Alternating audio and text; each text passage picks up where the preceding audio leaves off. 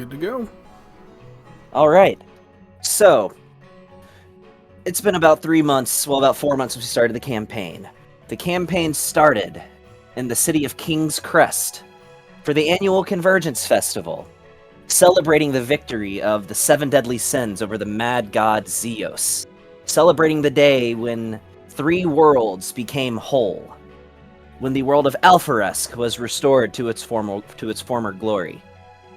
The campaign started by introducing each of the various party members. They all arrived in the city through different means, with Raven, Flora, and Bon arriving by ship, as well as the other party members, which was Neston, Molly, and Lucas, arriving together after having met Molly shortly before. The Convergence Festival was interrupted with an attack from some near-miser radicals who, for still reasons unknown, at least to the party, wanted to interrupt this festival to make a statement. And so they attacked. They were successfully thwarted because the party members happened to be in the right place at the right time whenever they attacked, and as a result were able to take on these insurgents, at least the main force of them, with the help, of course, of Drexel Belrook. After much convincing that was required for Neston, the party was eventually convinced to join the Heroes Guild and to take on a trial contract to see if they can earn their hero badges. This was, of course, to go to the city of Calamlux, where they had to hunt down a serial killer. On the way to Calamlux, they met up with an unlikely ally, an awakened Vold, who was surrounded by an angry mob. After some assistance from the party members involving spontaneously firing a firearm in a residential area, as well as a casting of the shadow spell, they were able to rescue Anand from this predicament. Afterwards, they met up with the rest of the group, and after a brief tussle with the law that ultimately resulted in escape, they departed on their ship, the Dragon's Horizon, to the city of Calamlux to hunt down a serial killer. In the city of Calamlux, they had an unfortunate run-in with a primal Vold. They were miraculously able to escape, to be able to hide, to survive that encounter. And shortly afterwards, made quick work of the serial killer, who was revealed to be the brother of the guild master of the Heroes Guild in Calamlux. Afterwards, the party received a summons from one Call al-Jazim, over in the city of... This is where I'm drawing a blank, because it's been forever since I've played 2. Over in the city of...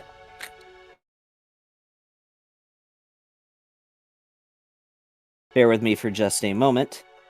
Glimward Rest, to hunt down vampires.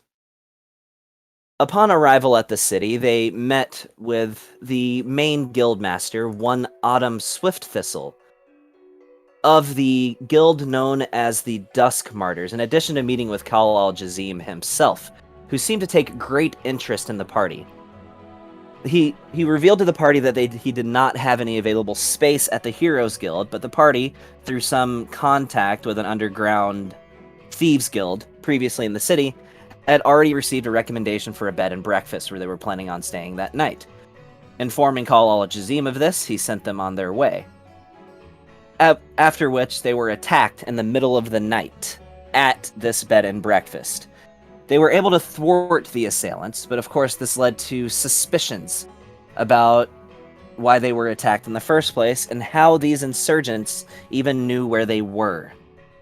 Unfortunately, in the conflict, their ship was targeted, and while its total destruction was avoided, thanks to the intervention of a agent of the Crown, it still did sustain enough damage that it has been rendered inoperable for at least a week. Afterwards, they agreed to meet with this agent of the Crown, whose name is Valorin Jarkivus, a fairly tall, high elven male with royal blue hair, and all he required was their presence at a potion shop known as Tilda's Tinctures. After arriving, their friend Anand was verbally assaulted by one Tilda, the owner of the shop, and called an abomination due to the fact that he is a Vold. Afterwards, the party was informed that that was all that they needed, and they departed for their contract alongside the Dusk Martyrs to slay the vampires.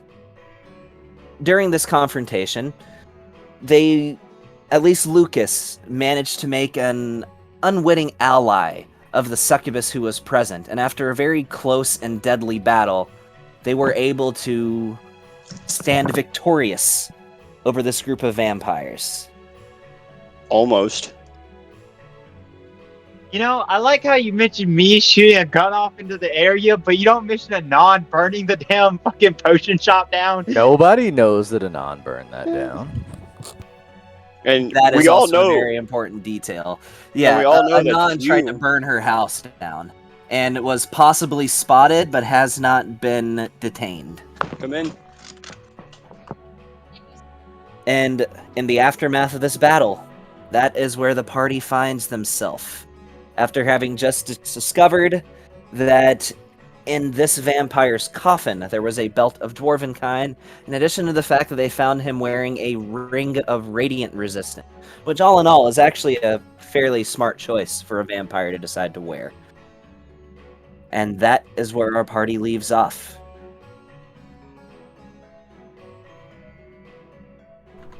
Well, while everybody's recovering, since I do know vampire dust is good for healing stuff, I'm going to go ahead and start collecting that. Yeah, so let me go ahead and look at the encounter list. Give me an alchemy check. This is just a intelligence or wisdom plus proficiency. Sorry, hold on. Kelly was coughing in the background. I'm sorry. What now? Give me a alchemy check. Actually, no, this is more herbalism. It's just intelligence or wisdom plus proficiency. Well, I have an herbalism kit that I made my skill for, so let me do that. Yeah. 'Cause that's That's what I was under- referring to. Yeah. Herbalism is actually under wisdom. Shablamsus. Oh, Alright. that was a good roll. That was almost a 1. All right, so from this, I will say you were able to gather... I'll say you're able to gather 11 pinches of vampire dust. No, make that 12, counting Mr. Montclave himself. So just say you have enough vampire dust for 12 uses. I'll write it down. I like how we get into pinches. Like, oh man, this is like some old school Southern recipe right here. So I have dashes and pinches, and just a dab. You said it was what was it, 11 or 12? Perhaps a dollar. Well, you can 12. just call it just 12. pouches. Oh no, I'll write Pouches it of down. vampire. Pinches? Okay. Pinches of vampire excrement. No, vampire dust. 12. 6 what? There It'll we go. automatically. Alrighty.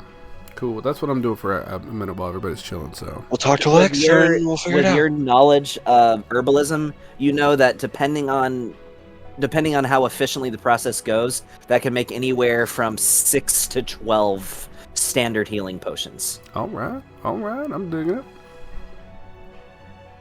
Oh, so Gavin, I'm gonna fixate the skull of the vampire to one of my pouches that hang around my waist. So now I have a pouch inside of a skull of the vampire. The one that you decapitated. Yeah, I hope it starts Nice. talking. That'd be great. I would love my pouch to start talking to me. Can we make that happen, Gavin? Like, I want a sentient pouch. You haven't gathered sentient items yet, and typically those are all legendary. It's gonna be a while. I just want a pouch that talks to me. Gives you all the hell. It gives me all the hell. But Well, I'll say from this, whoever's gonna be, it's not really a matter of, they don't really care whether the teeth are intact, which is why I'm not making you make a survival check, because you're not really gonna be using this teeth for anything that relies on their stability. No, they So just if wanted you- it marked or whatever so that they could make sure we weren't going to just recycle them. Or just Yeah, keep so things if you don't going. really care about the condition of the teeth, you just want to have them, then you got 24 broken vampire teeth. If you want to actually keep them in good shape, then I'll let you make a survival check, but that's not really going to affect your reward for this quest. Yeah, I'll take the 24 freaking broken ones. I don't give a fuck. Okay. So you're just going to go bust them out? Hey. Dead things. Can I, just a random check, or I don't know, check or whatever. While I'm also doing this, I kind of want to look around because there was like statues of devils and things like that. Like, what is this place? Because obviously it's not just some random cave if there was actual like statues. So this was Elven Ruins, but it looks as though... Make an investigation check. Okie dokie. La-da-da-da-da-da. Oh, almost another 19. Hold on, do I have a fate now? You know what, I don't have a good one. I remember using my, whatever good one I had was to make sure Molly didn't get mind boggled. 15 was the DC to get the maximum amount of information from this, so you're good. Yeah, well, that's what I meant to do. I meant to get a 15. Exactly. So. Yeah, okay. Well, what you can tell upon further examination of these statues, when you look at the ground around it as well as just the overall infrastructure of these ruins were likely at some point made for religious purposes. You're not a master of religion, so you don't recognize any of the religious symbols, but what you do recognize are the statues in front of you. There, you actually notice a statue of Levistus in the middle of this room. Levistus, of course, being the frozen prince of the 5th layer of hell. Mm-hmm. I actually did, but that's Warlock days. So, yeah. But what you can tell from further inspection of this statue is it's in much better shape than the surrounding infrastructure, where the ground has all sort of darkened and has cracks and moss growing out of it. This statue of Levistus is pristine, built out of a nice fine white stone that isn't really old enough to have actually even shown any signs of aging yet. You would imagine that statue of Levistus is probably several centuries younger than the actual ruins itself. Fun. So this is like a refurnished ruins to be made into like a devil worshipping area, whatever you want to call it. Possibly. As well as it, of course, raises suspicion the fact that he was accompanied by a succubus, which you would know they can be found in the Abyss too, but they're much more common in the Nine Hells. Okay. So out of curiosity, were there offerings to the statue or anything? It's kind of difficult to tell. There's definitely some blood near the base of the statue, but there's blood in a lot of places. No items that were like here. offered or anything? No items. Okay. There might have been some blood offerings, or it could have just been somebody's neck was bitten in front of this thing. Gotcha. Okay. But aside from that, I mean, just a general once-over of the room. There's nothing else exciting or intriguing about it. No. Okay, that's all I got. Alright. So anybody else have anything before you exit the ruins? I know in the recording, Lucas wanted to talk to Flora. Oh, well, yeah. Lucas wanted to do a few things. Lucas also was contemplating taking a shit in a coffin, apparently. So that happened. Yeah, because I listened to that before Yeah. we played, so I just wanted to remind you of that. What I do? Oh, no, but that's fine. Yeah, I mean, But like, so everybody far- else is doing their thing. I figure if we're making our way out, I'll just kind of hang back for a second and try and grab Flora. But so far in bonuses, you would know from the Fangs and from the Survivors, you've earned yourself 3,800 gold in bonuses so far. Well, that's good, because I'm super, super broke. Who? I has Can literally, you more ever take money. a rest? My HP is low. Can I do the thing? What thing would you like to do? I'm making sure. I'm reading over stuff. Come back to me in a second. Okay. What are you trying to No do? problem. Probably like use your butt staff of healing or something. Which, thank you for reminding me. I need to put that out in the sunlight and do a thing for that so it can regenerate. So what can regenerate? The staff. I don't think it's dependent on sunlight. It is dependent on like dusk or twilight, one of the two. Oh, like, That's when it gets its charges yeah. back. It's just That's saying what once I a meant, day. so. It's like it gets it back at dawn or something like that. It's not like it has to be out in it's- dawn light. It's just Yeah, it's just Let a you know matter at of the next recording day. the same time every day that you get it back. Okay. I wasn't sure. It, I'm it sorry. makes more sense than saying it recharges every 24 hours. But that's basically what it's saying. Okay. I appreciate it.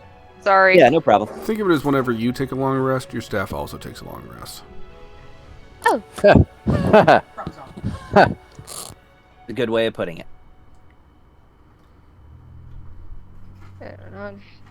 So, oh, hold on one second. Cool, it gives me a second to look at my things, so yeah. No? Here we go. That's what I was wanting to do. We ranked I up and heard a everybody knock got on 4K my gold. door. So, Oh. yeah, so that's 3,800 gold to split between 7 people in addition to the regular rewards you were going to get for this too. So you guys do the math on how you're going to distribute that 3,800, but you haven't gotten it yet. But it's to split between 7 people. Don't tell me to do So- math. I don't come here to do math. I come here to kill things. Everybody Awesome. gets 542, but one person gets 543. Or we could just even it out and then put the rest in, or we could put it all in the group loot and not have to split it. Put it into savings and Well, I think Yeah. some people need some spending money. invest. Some people Well, I do think need we're- some spending money. I think Right. we're I also think- getting paid for the job anyways. This was the money on top of what we're That was already the getting bonus. paid. You are getting paid a flat rate for this Nope, job. it's Yeah. Fat stacks, It's boy. Making It's that fat. paper. It's Well, I bad. also think one It's person bad. should get less because they haven't been here for almost 2 months. I'm just kidding. I still say that we should Got put a it in wedding the, coming up. I don't hold it against him. I do. I've been married for a decade. No, I'm just kidding. So I was going to do mass healing word. 1, 2, 3, 4, 5. Actually, that'll get all of us. Cool. I'm actually at full health, so Okay. I'm pretty sure I You know what? am too. Yeah. instead of getting me, why don't you get little Actually, I Italy? only got Because she's 5 probably a little hurt. Yeah. So everyone who needs healing, get Her close to max me. hit points are down. She was fed upon by a vampire, so can't really heal from that. Yeah, same here. Would So that be I'm cure gonna- wounds? I'm gonna get really close no, that'd to be her sleeping. and just sleeping. kind of lean on her shoulder and be like, "Please heal me." And I just gently pat his cheek. Wait, are you considered undead? No, he is not. I will be in a moment if I don't get some healing. I just want, guys. I'm actually paying attention to what my shit does. She's trying. She's actually trying, guys. Give her some. No, she good. Yeah, that's we're cool. just So it's a 1d4 plus my spellcasting modifier. For mass cure wounds is what you're using? Mass healing word. Or mass healing word, okay. Yeah, that's part of the staff. Now, Yeah, so I believe you got 18 charisma, so that would be a +4. I don't so know how roll many. me a Just d4 if that's what you're one thing doing. to be mindful of when you use the staff. If you use Mhm. all the charges of it, there's a chance you can destroy the staff entirely. I mean, if she rolls a 1, Yeah, I'm just saying there's a chance. There's So, yeah, anytime you reduce the charges on a lot of different magical items, not all, but a lot of them down to 0, there's a Mhm. 1 out of 20 chance that you just break that item and it'll never function again. so just Gotcha. keep that in mind. I don't know how many charges you got on there, but just, something to know. I think I know I used it once last round, and I yeah, think you that probably got was plenty of charges on there, so. She'll be all right, guys. yeah. Because I think I only used. I'm making sure because somebody got me questioning myself. In the meantime, while you're doing this, you see Miku run over to the room full of these commoners, and you see her beginning to unlock their shackles. Oh, dude, you didn't tell me they were. I'm going around like looting up dust to people. I didn't realize they were still shackled in there, or else I would have done that first. But okay. Yeah, man, we're not heathens. Fuck, Gavin. You know, you're not all like mean, Anon, are we, who though? was like, oh wait, I'm just is walking there an around like a actual fucking benefit to Roomba while these saving people them? like chained up against walls. Like, dang, Gavin. Like, we're not bohemians. Like, damn, man. Just a poor boy, nobody loves me. Anyway, I was waiting for somebody to say that. Yeah, nobody So, loves you, Gavin. I'm just. Nick, shut Alright. up. Okay, so I can't even remember how many charges I You got a used on stupid the ass staff. brother. Don't even. Yeah. Oh my God. Don't even start with them. Anywho, yeah, I don't Right. remember how many charges I used, so I'll just say 2. So she walks over to you after releasing all these commoners, and who begin just sort of. And here's the thing: there's definitely some psychological damage to these commoners, because even when released from their Damn. shackles, they don't really know what to do. You know, like they're so used to just being cattle that it would be like if you just opened the fence for a cow and was like, "Go on, go, you're free now," and they just keep standing there. And Non's like, guys, you have to ease them back into a normal life. Let's have them carry our luggage out, load it on the truck, and tell them that they've done a good job and let them go. Oh my god. Release them into the forest. Yes. You know, after you catch a Be fish, you don't free. just throw it back in. You gotta wiggle it a little bit, and then wiggle, let it wiggle, wiggle, wiggle, wiggle. I swear to God, we're all going to hell. Anon's first.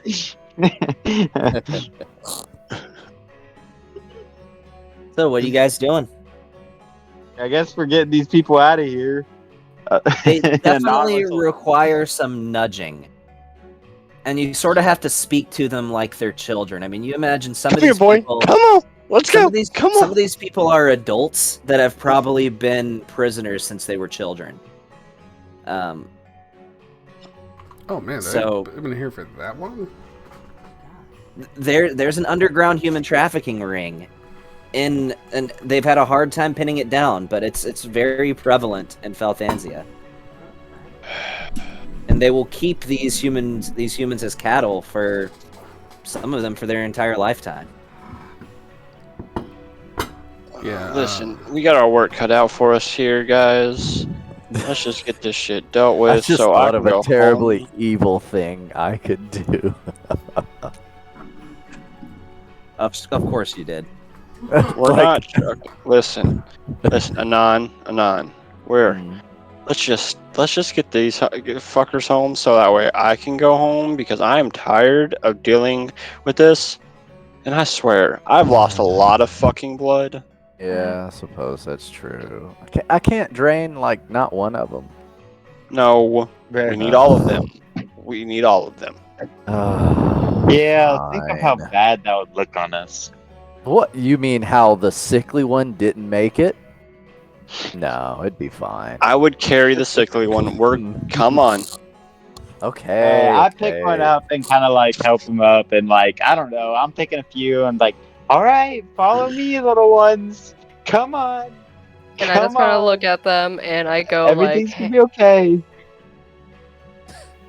I'm sorry, what were you saying, Flora?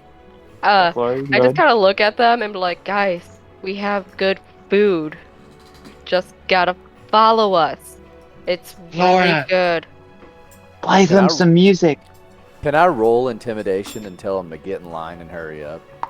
Yeah, go for it if you want to. Okay. Jesus In the Christ, we're all meantime- gonna die. I'm going to just pick up 4 of them and throw them over my shoulders like I sacks rolled of- an 8. I'm not flour. very intimidating today. Just walk off. What I rolled. Oh! They're scared. Nice. They all look at each other and just. Don't mind the scary man. He's keeping his distance. Just come with us. We have really, really good food. I They flex my scatter, spines as they like- walk by. They scatter like ants on an anthill before they start briskly jogging in a crippled run towards the entrance. you guys? Oh, I'm just gonna. Raven's just gonna kind of like rubber brow and just fucking.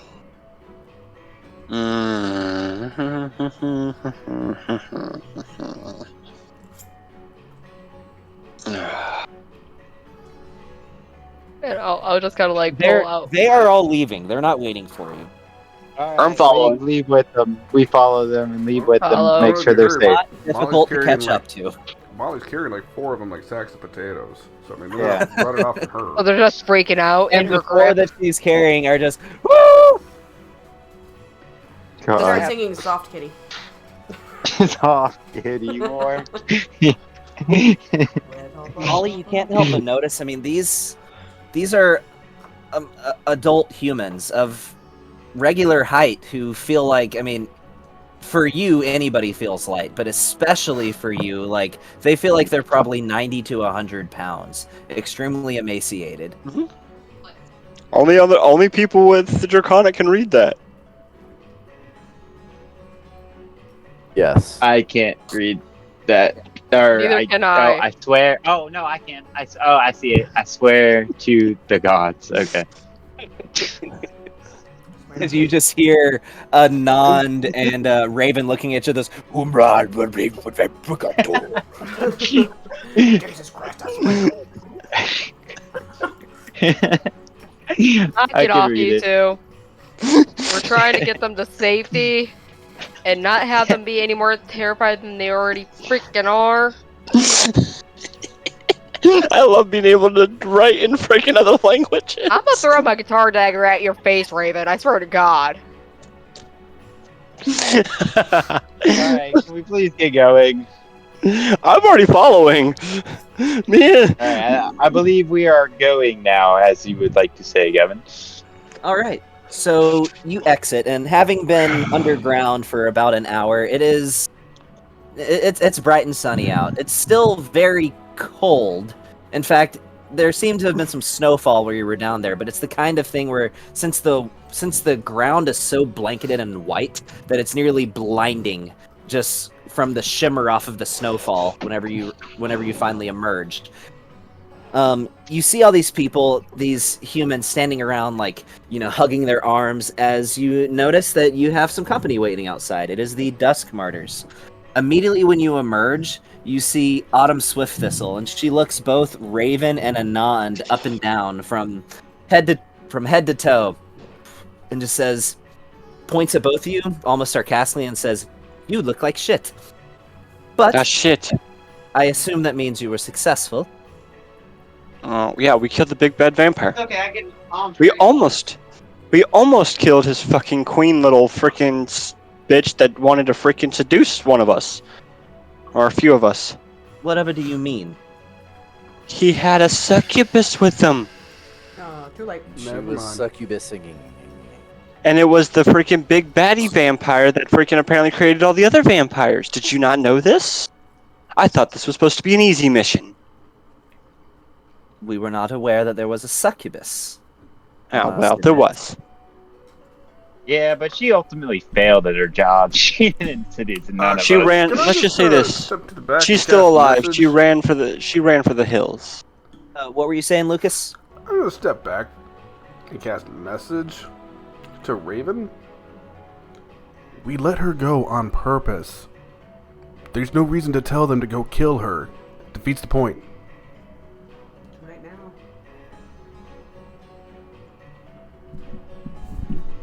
True. This changes things a little bit. We did not know there was a succubus. Which is, of course, disturbing. That means that vampire was likely created by this succubus. Uh-huh. I know a little bit about vampire lore.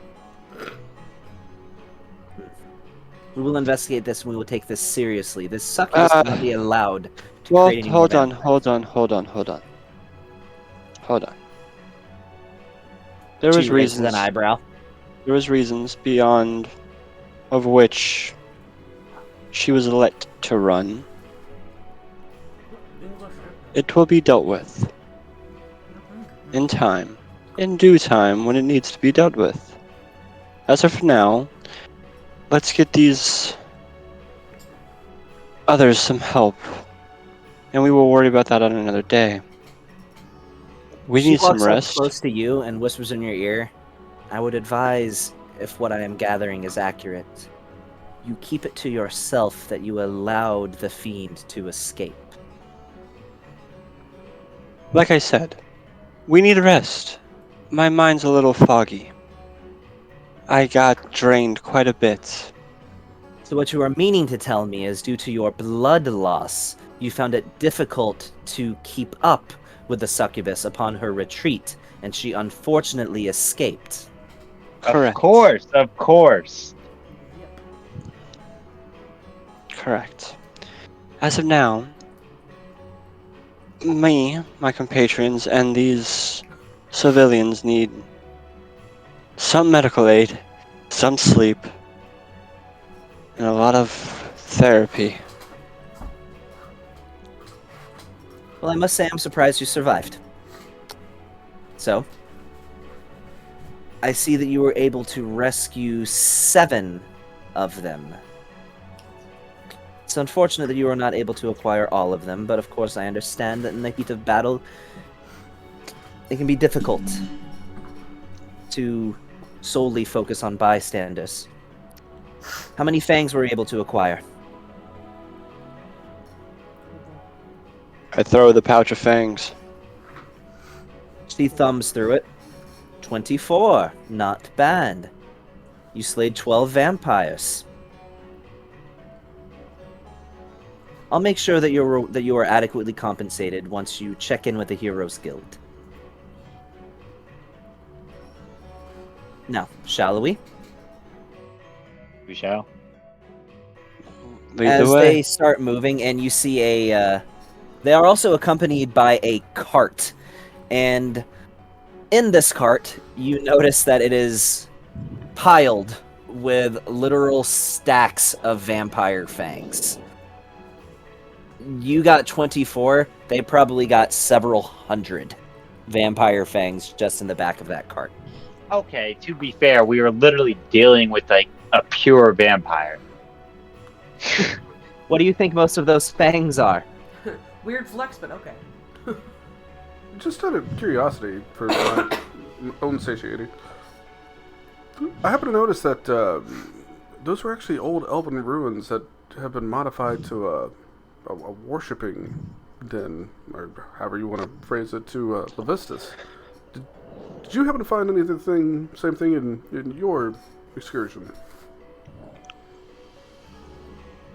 Did find a statue of a rather handsome male who, as depicted in the statue, appeared to be frozen in a block of ice.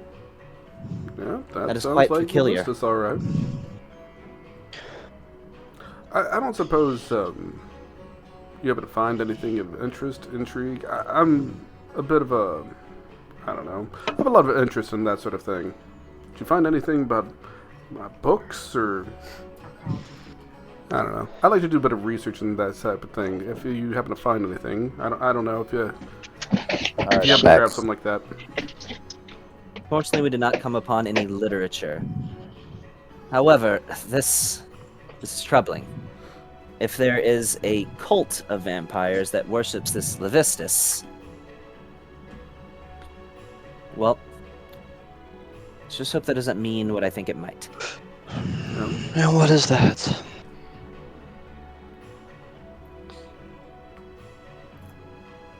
Well, of course, that there would be a group of vampires, a cult of vampires who wishes to summon more fiends onto the mortal plane. We're already spread thin enough as it is. Well, another question. Actually, to the DM, I know you mentioned something about the freaking slave trade. Would I know this? Yeah, Okay. with the background that you have, you would know. I mean, it's a problem in Falthansia, and it's So something how- as powerful as the law is there, they've had a hard time cracking down upon. So how else do you further decide to deal with this ongoing slave trading? That is up for us to decide. Your job is to simply fulfill these contracts. You must understand this information, not everything that we know can just be spread to the general public. But rest assured, we have a plan, and one day we will discover where these meetings are taking place. We will put an end to this slave trade and free every single human that has been captured by them. Well, I do not That I can speak for the. promise you. I do not speak for them or the rest of my crew. But You I guys am are walking, by the way, just letting you know. I'm sure that I will put in. If you need help, my skills are at your disposal. Well, if we decide that we need your help, you will hear from us. In the I mean, background, you you need see it. Neston come up to Lucas. Lucas, I'm telling you, she has a lung problem. She can't finish a sentence without several breaks along the way. I'm gonna light up another cigarette as I hear Neston.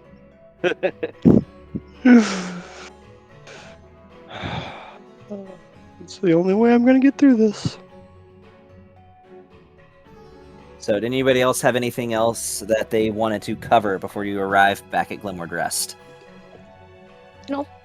I just love how Neston thinks I have a lung problem when he saw the freaking, black smoke come out of my freaking face. Yeah, you inhale it and you breathe it out. So, you know. you Makes know. sense. It's your fuel. You know, you need your cigarettes for your breath weapon. Is that what it is now? It is Yeah. now canon. As it becomes canon. Oh man. Alright, I'm good to fast forward or do whatever whenever. Unless All right. Lucas wants to talk to Flora. So, is everybody all set? Yep. All right. So you arrive back at Glimwood Rest, and as you enter through the gates of the city, you're making your way through the streets, heading back towards the Heroes Guild. You and the Dusk Martyrs have already parted ways at this point. You notice that there seems to be a crowd forming, and several, by the gods, and oh my word, and you see one person just turn to the side and just vomit into the river, into the channel going through the city, as this crowd seems to be quite appalled by some sight that they are circling. Shall we go check it out, Bon? I believe we shall. Yes. I'm gonna go. I guess the three of us. If anybody else joins, it's cool. We're gonna go check it out. Anon's gonna go. Okay.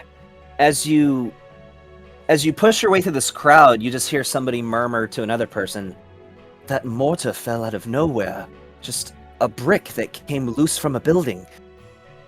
And when you reach the front of the crowd, you see a middle-aged human female lying supine on the ground. Her head appears to, be unheaded, I guess. She no longer has one, as there is a large... Sorry. Go ahead. Go ahead. As there is a large stone brick laying on the ground next to where her head would be. And you even hear one of them murmur, "That was Tilda, the potion maker."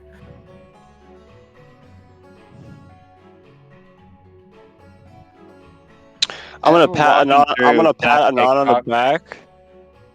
Oh, sorry. You're good. You can go ahead. I'll finish mine after. I'm gonna pat Anand on the back, throw up my hood, give him the wink, or sorry, the nod, and I'm gonna walk away.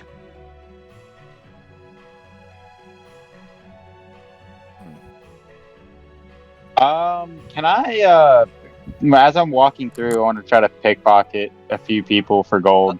Of course you are. Yeah. Sure. Give me a All sleight of right. hand check. All right. Can I see where the Where brick the brick fell from? So, looking to your left, to describe the scene to you, it's just a cobblestone roadway, wide enough for probably 2 lanes of traffic to drive down. There's the channel to your right, which is just seawater that flows throughout the city. and a series of just old residential houses to your left. They're very historic. They don't really match a lot of the architecture that's become commonplace nowadays, that appear to just be made of large bricks. And you notice how, sort of on a lot of these older buildings, they'll use the same bricks that the houses were constructed of to make sort of a railway if you were to be on top of the building. Yes. It appears that one of those pieces fell off of the building and just so happened to land on her head. How far up is it? About, say, 30, 40 feet, something like that. Okay, well, if it's 30 feet, I'd like to Misty step up there. We'll say it's 35. So you're able to Misty step up, but it's like, oh shit, and you like kind of catch the edge with your hand. Mm-hmm. Okay, and I want to investigate the place where the fell, where the brick coming from. Okay, give me an investigation check. Oh, that's lame. I thought it was going to be the 20. Oh, it looked like it was going to be 17 to me. Whoever it, like, regardless of what, if this was something intentional, whoever it was that pushed the brick did a very good job of covering their tracks. There is not anything up there that looks out of the ordinary whatsoever. You notice a spot on the brick that this was directly vertical from, directly on top of, where it might have been carved into, but that could also just be wear and tear from buildings being centuries old. And if it was intentional, it was done so in a way that it would look like the regular wear and tear that you would expect from these bricks, from regular snowfall and rainfall. Can the rest of the group see me? Yeah, they can. I want to wave my arms at them and gesture them to come here. I'll cast a message and just, hey, do you need help up there, or what's up? Brick appears to have been sabotaged. Need additional eyes. Probably not me. I can hold anybody up if you need them. All right, I'll You're able to find a fire escape that would take you to the top of these buildings. Yeah, that's great. I will reach on my back and I will take out my broom, whisper an incantation, and then it will just hover next to me and I'll hop on it. Hey, Anand wants a little help. Anybody want to come with me? I can take one. Or I'll come with. Hey Gavin, how much should I get off of a 29? So, I'll say from that 29 that you got 10 gold per die number. You got 92 gold pieces. Bet.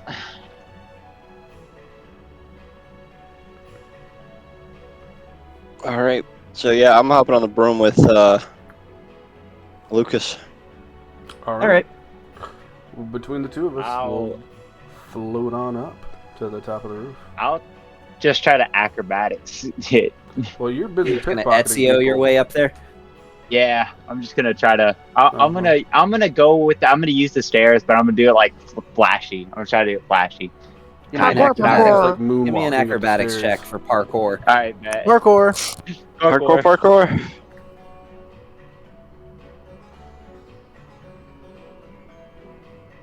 I hope he falls on his face. 22. Oh Why yeah. would you So hope that? you That's so terrible. you go up this flight of up this fire escape, and when you're about halfway up the flight of stairs, you jump onto the rail, kick off of it, catch onto the rail of the next flight of stairs, and pretty much do that to get all the way to the top of the ceiling. And I'll say Nice. Neston is doing Neston things. He's going to the body and making sure that it's being treated respectfully. So nobody are like, poking it with a stick. And I don't know. I'm not Tony, and I haven't played with him enough of Neston to see what Neston would do. But I'm just gonna say he's treating the body as Neston would in the most respectful manner. Yeah, and confirming. Who could I mean, have done granted, this? aside Yeah. from obvious signs of death, but Right, but I'm just yeah. he's doing what there. That's what Nessa's doing. Okay. So, to the four of you up on top of the building, you see where this mortar would have fallen off of. Just without further investigation, it looks like the pattern of wear on to the top of the mortar that it would have been on top of is very consistent with sort of the type that you would see on this type of building. Now that But if you I'm want here, more can I make details, my own investigation check. rule? Yes, you may. Can Raven assist me? Sure. If Raven is willing to not make her Yeah. own. Yeah, I'll assist. Okay. I was about to say it would be very beneficial. Yeah, I'm not. I'm gonna use a luck Proficient point and investigation. re-roll that because I got 2 I'll, in the I'll make one my own. Bams. So you wouldn't have gotten this if your investigation roll wasn't so high. To any layman, Yeah, the degree of wear would be very consistent with the type of wear that you would see on these bricks. However, what you notice upon your investigation is it's too consistent. As in, if you were to compare the decay from the brick underneath to the decay from the brick to the right, which is still all in all intact, it's not just the exact kind of wear, it looks identical in shape to the point where anybody else looking at this would have just said, oh yeah, it just was a freak accident, it fell. But it's too perfect. I'm just gonna look at it. You said it was sabotage, right? Yeah, it appears like it. 100 points to Gryffindor. You got it right. So, But what this also tells you is whoever it was that sabotaged this brick was no amateur. They knew exactly what they were doing. Well, that being said, is there anything, clue, anything possibly left behind that gives us more to go on? Footprints, handprints? I don't know. No, whoever did this did a impeccable job of cleaning up after themselves. Any chance? I mean, because like we're up on a building, right? Are there any taller buildings than us? Anything that might have like a window that would like look down on this? Like somewhere, somehow, somebody might have been able to see this. There is a clock tower, Okay. and that pretty much is the tallest structure in the entire city. Question about that then, and I'll say this out loud because I'm thinking out loud. So the clock tower over there might be a chance that whoever did this might have stayed up there at some point, because if this was professionally done, fair chance somebody got a lay of the land before they set up this little maneuver. So they might have actually gone up there and taken a look down on everything prior to. Well, there's not much we can do at this current moment more than what we already have. Sure there is. Maybe we We should can go pick to the clock tower and see if there's anything up there. Or we can Yes. find out if anybody, just didn't like this girl. Well, I have my suspicions, but not here.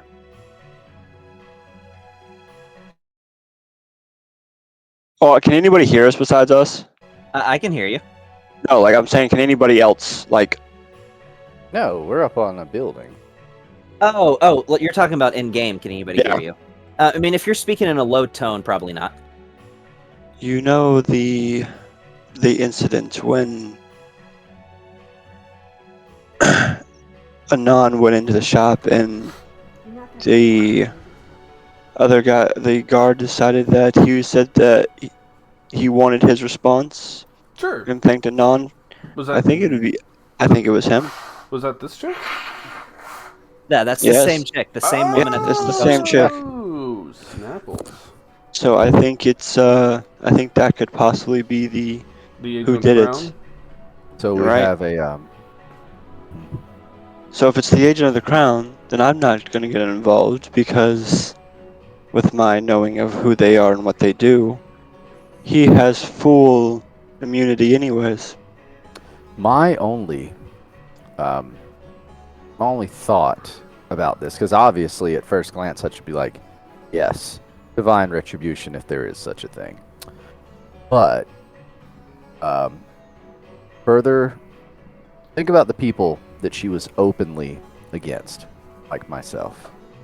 So, if things like this keep happening to people who are of a specific mindset, it's going to start making people like me look suspicious and or guilty. I So, understand that, but here's the thing. Is it, or is it could be the other way around? This So, is true. Look at it this way. I will tell you this. The Agent of the Okay. Crown. Oh, hold on. What were you saying, Lucas? Because Lucas was starting to say something. So here's Can you my guys- thought, right? You might be 100% right, but the way that I would approach this, enemy of my enemy is my friend, right? So this guy, Valerine Jerkovas, he brought you out. If we're going down this path of logic, right? He brought you out to provoke her, to make her obviously say that she hates your kind. No offense, just what it is. right. Right. So her house burns down, and he didn't really seem to be too upset about that. But he liked to see that she was provoked. If she died and he had something to do with that, well, then obviously he didn't like her. She doesn't like you. So that would also mean possibly he likes your kind. He likes to stand up for your people and hates people that put you down. Suppose, but And again, it's the Agent of the Crown. Right, but that's the And thing. this- Agents of the and Crown, this- as far as what I got, act on information. So if we look They into they this do. and we get even just a little bit of information, to be honest, I think that actually puts But us more what in is his he- favor. what is he going to want? Nothing is ever done for free. That's no the one thing, cares though. that much. He We did what don't he know. he got what he wanted. He got Did the he? reaction. Yes, he used you to get the reaction. To kill some random potion keeper off in the far side of the world? Right. There's got to be more to it than that. There's, like, when they offer you bread in jail, they want something in return. Sure, but that's what I'm saying. When they come around to offer you that bread, wouldn't you like to know why? Yes. Then we might need to look 100%. into this. I agree. This is true. But again, I will let you know you don't understand what I'm saying. I understand what you're saying. There are risks involved, 100%. Sure. The Agent of But- the Crown could kill us on the streets in No front one's of going to millions kill of us for people. just looking into this. He even could just try. a little bit. And Yes, to be he honest, could try. it and he would seems succeed. like he might want something out of us, and I'm going to throw it out there. Mhm. He already has seen that we have ties with some strong people.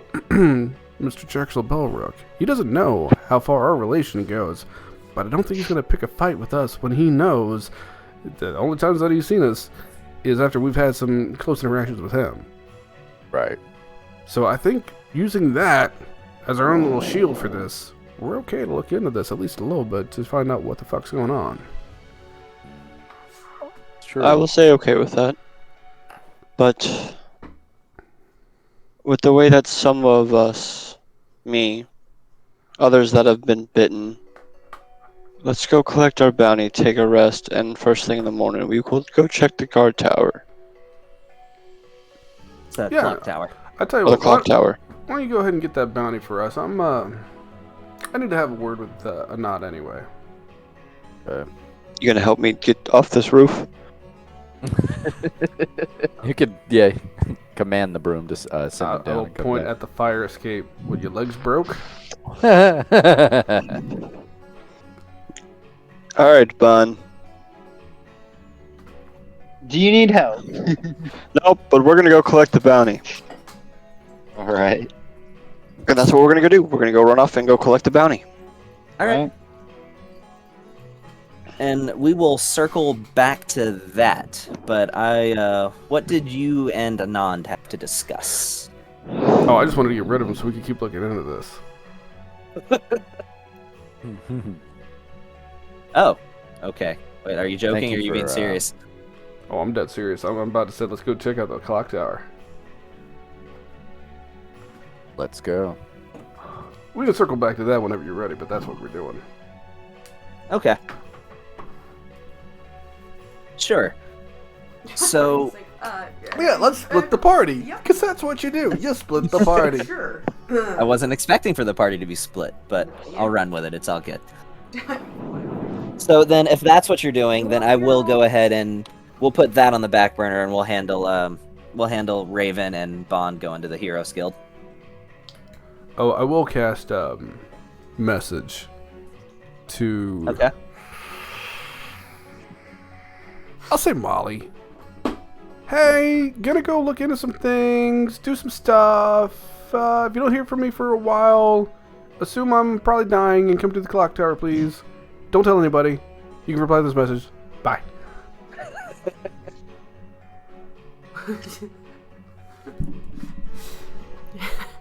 Critical Here, roll. wait. You can only just imagine my character Molly, just kind of looking up, like in her head, like, huh? Who? Huh. And you hear all of this. in I look her at it, reply. nod. Got us a backup plan in case something goes down. We're set. Nice. I like backup plans.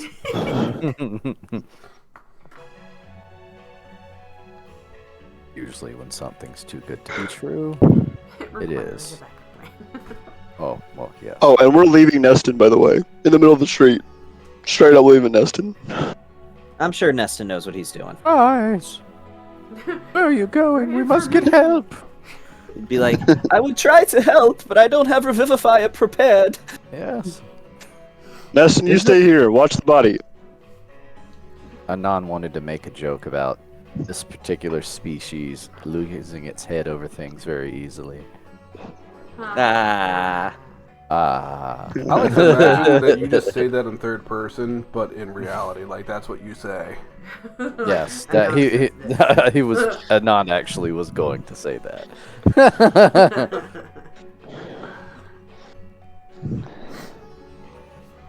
All right. On we go. All right, so you arrive at the Heroes Guild, and you find sort of a stand-in. You don't notice, because obviously Kalal Jazim is not there, but you were told that until a replacement could be made, that Valrange Archivist would be handling the affairs of this particular branch of the Heroes Guild until a replacement is found. However, there is not currently a Heroes Guild in. You just see one of the waitresses that says, the agent has stepped out for the moment. He's running the Heroes Guild temporarily. If you just wait a short time, I'm sure he'll be back shortly.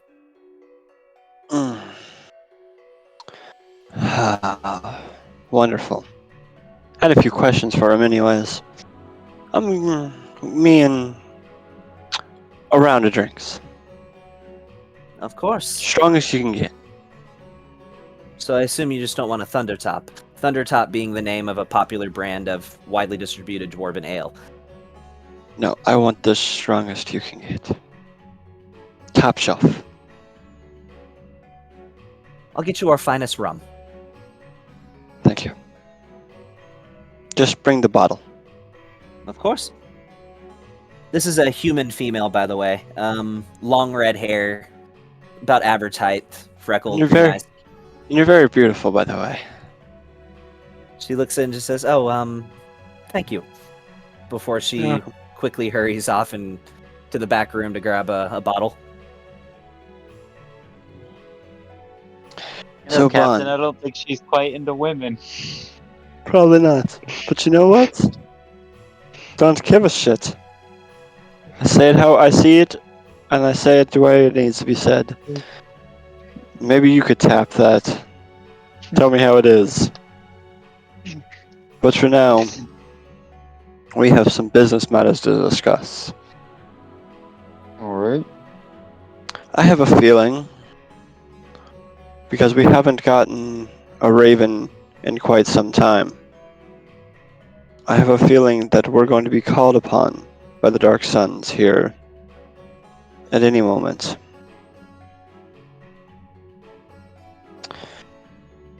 We need to know how we're going to handle that with the party that we're going with. Flora, Yeah. I have no problem with you. You'll be fine with us. But the others, because you've run Dark Sun's missions with us before, the others, I'm not quite sure about, Vaughn. Hmm. Especially Neston. Because Yeah. the Dark Suns get a little dirty every now and then, and I don't need the squeak to begin squeaking. Squeak, Agreed. squeaker, squeaking, squeaking. But other than that, I need your opinion on them.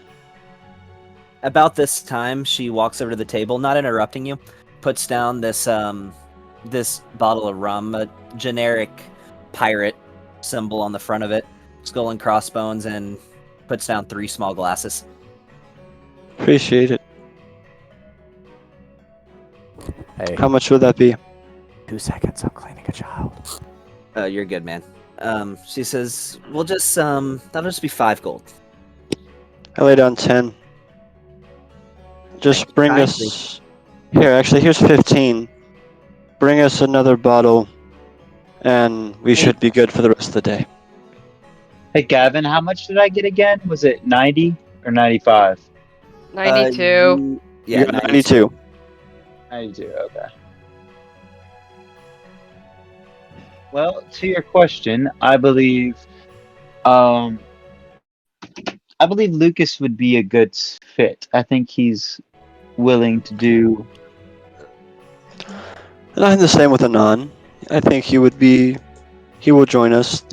So I'm pretty sure Molly's just going to follow Lucas around. Oh, yeah. Yeah. And some nice muscle would be Just always a good thing. Molly is Just with casually you. grab Raven's like, I'm- drink and just start drinking it. Hey! I'm I'm with you. I'm not thirsty. following There's Lucas. cups, as I'm gonna pour cups and spread them out. I'm sorry, I'm thirsty. This isn't a ship. We don't have to be heathens. Yeah, about that. God damn you. Why did we bring her on the ship again? Oh yeah, that's right. It was my fault. Yep. She's good company. Laura just stares at her. Yeah. Whatever. At least she has a personality. Oh. Meantime, I'm just huddled up in the one booth seat that covers my entire ass. Because I'm that big. Taking Would this you tiny little like sip it? from a teacup. I'm gonna grab the second bottle and I'm gonna give it to. I'm curious, do you still have 4 people on your shoulders as you've walked into town? I put them down when I walked in. I knew enough to put them down. You would have put them down and they would have been escorted off by the Dusk Martyrs. I'm gonna hand the entire bottle over to Molly.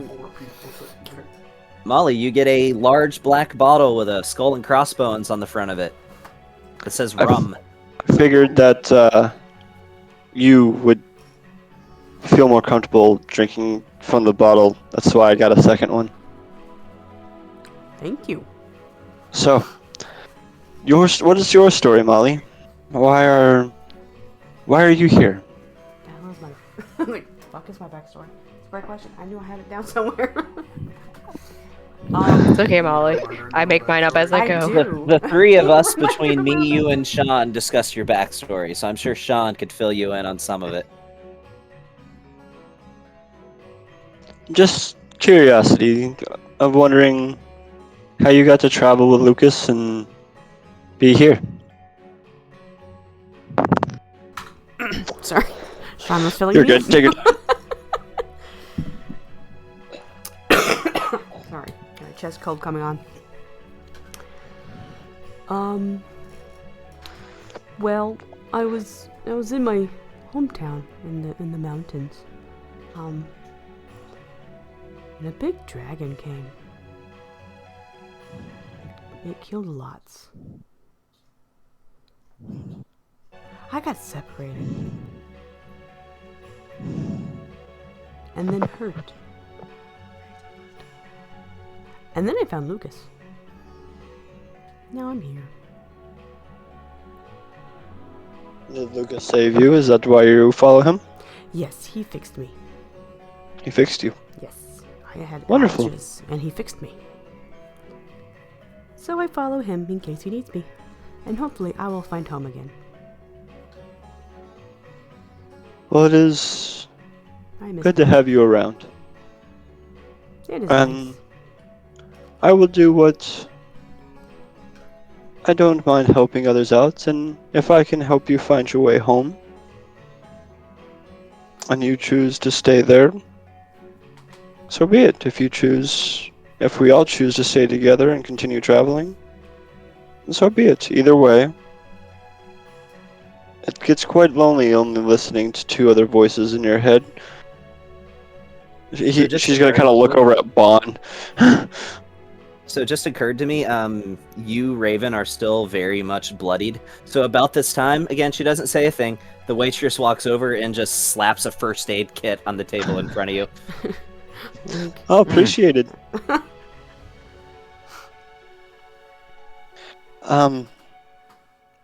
Alright, so... Alright, Bon, you mind helping me out with this? Sure. Alright. Medicine check with advantage on myself.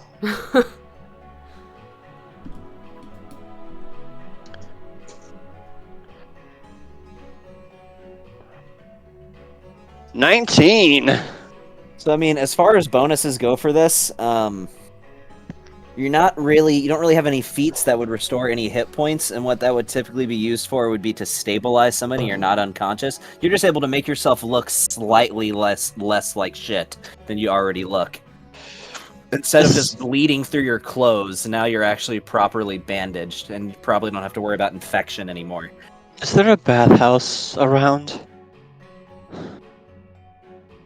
Are you asking the waitress this? Yes. She says, yes, over by the docks. Wonderful. Is it a nice bathhouse? It's adequate. Wonderful. How much is it? Oh, I don't know. I rarely go there Why? because I have a bath in my own house. Oh, that's true. I forget things like that. You gotta understand, I spend a lot of time on a ship. So, about this time when you mentioned that, you notice through the front door, one of the people that you rescued from that dungeon, Miss Miku Koronoma, she walks up to your table and says, I'm sorry, I can't help but overhear. Did you say something about a ship? Yes, I have a ship. She says this might sound sudden, but please, take me with you whenever you leave. I can cook. I've worked in a restaurant since I was 8. Is that Okay, all? hold on. Question for you, dear. Are you looking for a long-term voyage or just to get from A to B? You see a tear start to form in her eye, and she says, I don't know. I have nowhere to go. Sure, the government would put me in some degree of lodging, but there's nothing left for me here anymore. So there's a ship down by the docks. It has a giant dragon skeleton on the front of it. I'm gonna pull out a piece of paper that has the ship symbol on it. There's a man there named Jason. Hand this to him and ask him in whatever supply, and here, give him this, and I'm gonna give her 10 gold. Whatever supplies you need to cook, because Jason's a horrible cook. Please, you're more than welcome to join us, but understand, we go in and out of port quite a lot, and spend many days on the water. If you wish to join us, I have no problem. It's one more mouth to feed, I don't mind. As long as you can pull your weights, You are more than welcome. Yes, I've been cooking Wuxian food at my family owned a restaurant here in town. At once my parents they were killed, but I can assure that you will always have a fresh meal. Take a little bit of that gold, my dear, and go get you some clothes suit for the water. Jason can help She you looks out. like shit. And please, go get a bath. Not to be harsh, but we've all had a long trail. So, go get a bath, go get some better clothing, and go see Jason. He will make sure you have a place to stay. There's a little quarters where the kitchen is that you can stay in, and you are more than welcome to have it. Thank you so much. You're welcome. I don't know when we're sailing next, but Jason will make sure you're taken care of. I will head there right away. Thank you so much for your kindness. I promise. I will. You'll barely even know I'm there, other than when. Hey, company is company. I enjoy it. You don't have to be quiet. You don't have to be alone. So I don't care if you want to sit and talk and chat and hang out when you're not needed to cook. If you hang out and chat, and as long as we get stuff done, that's all that matters. And my family. I've never been on a large ship, but they had a fishing boat, and we went fishing often, so I can do that too. And I do know somewhat how to sail. Wonderful. It's a. Go ahead. Honey, breathe. Breathe. Flora, would you like to escort her? She seems to be a little dazed. Absolutely. There you go. And now you even have an escort. Thank you so much. I promise I will not let you down. You'll next time you come to the ship, you'll have a hot meal waiting for you. I promise. We'll send word. You see the pseudo dragon that's on my shoulder? Yes. She will come find you when we are going to set sail again. Thank you. Thank you. Thank you. And she starts to walk out, sort of looking over her shoulder, waiting for Flora. I get up and I scoop myself out after finishing the last bit of my drink. Okay. Well, that And you was have got unexpected. And you have got yourself a Sanji, I mean cook. Well, that was unexpected, Bon. Yeah. But Well, it gets lonely in the ship, and we're trying to rebuild the crew. Are we not? yeah, we are. And she seems like she can somewhat handle herself. We're gonna need a bigger ship if we keep adding people. I think we've got a big enough ship as it is. This is true. We did find quite a fine ship in that storm. Speaking of that storm, you told me you had memories of your past. During that storm, After you finish this little segment, I'm gonna transition over to Anand and Luke. Just letting you know. oh no, it can fade out with that. I'm okay with it fading out into me and Bond because I already know. Anything that you've talked to Bond with, I already know. Okay. It was just kind of more talking into that, so it can be a good fading point. Okay. Cool. So Anand and Lucas, you begin making your way to this clock tower, and it's only probably maybe about a mile away, and it's a tall clock tower. So it's not hard to begin to find your way over in that direction. When you're a couple blocks away from this clock tower, you see a red car, an Arcanitech Mantis, speed up and come to a stop in front of both of you. He rolls the window down and he looks at you and he says, "You notice this is Valorant Jarkivus. Long blue hair tied in a low ponytail with piercing red eyes." He looks at you, Anand, and says, "Vold, get in." Why? We got closer to it. That reason will reveal itself in time. I can promise you this. I have no intention of killing you, and I have no intention of arresting you. That is, unless you get in this car. Unless you don't get in this car.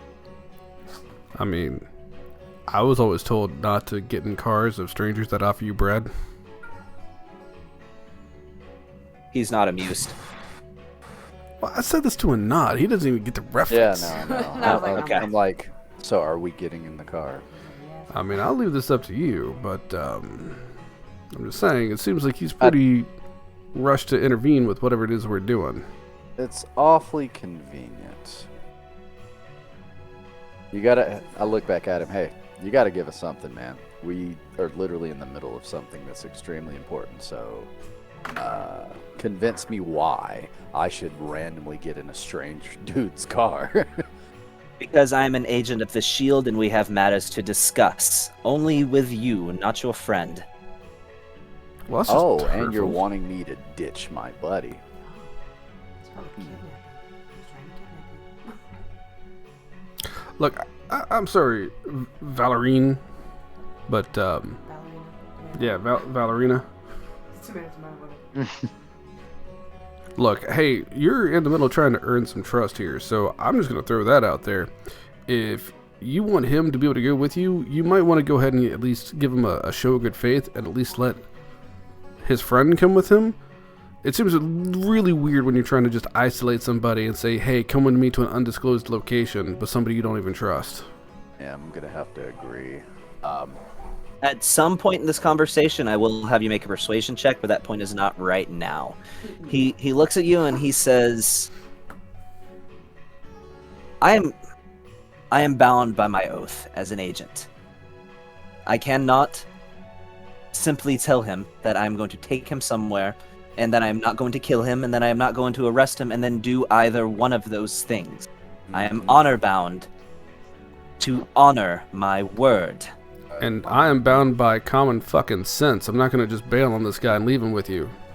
Thank It you. was like, I don't know, you're mad. Are you sure you wish to go? Well, I won't be going without him, so make your choice. Well, I could make you go with me if I wanted to, but as your friend points out, I am trying to form a bond, so I will not do so.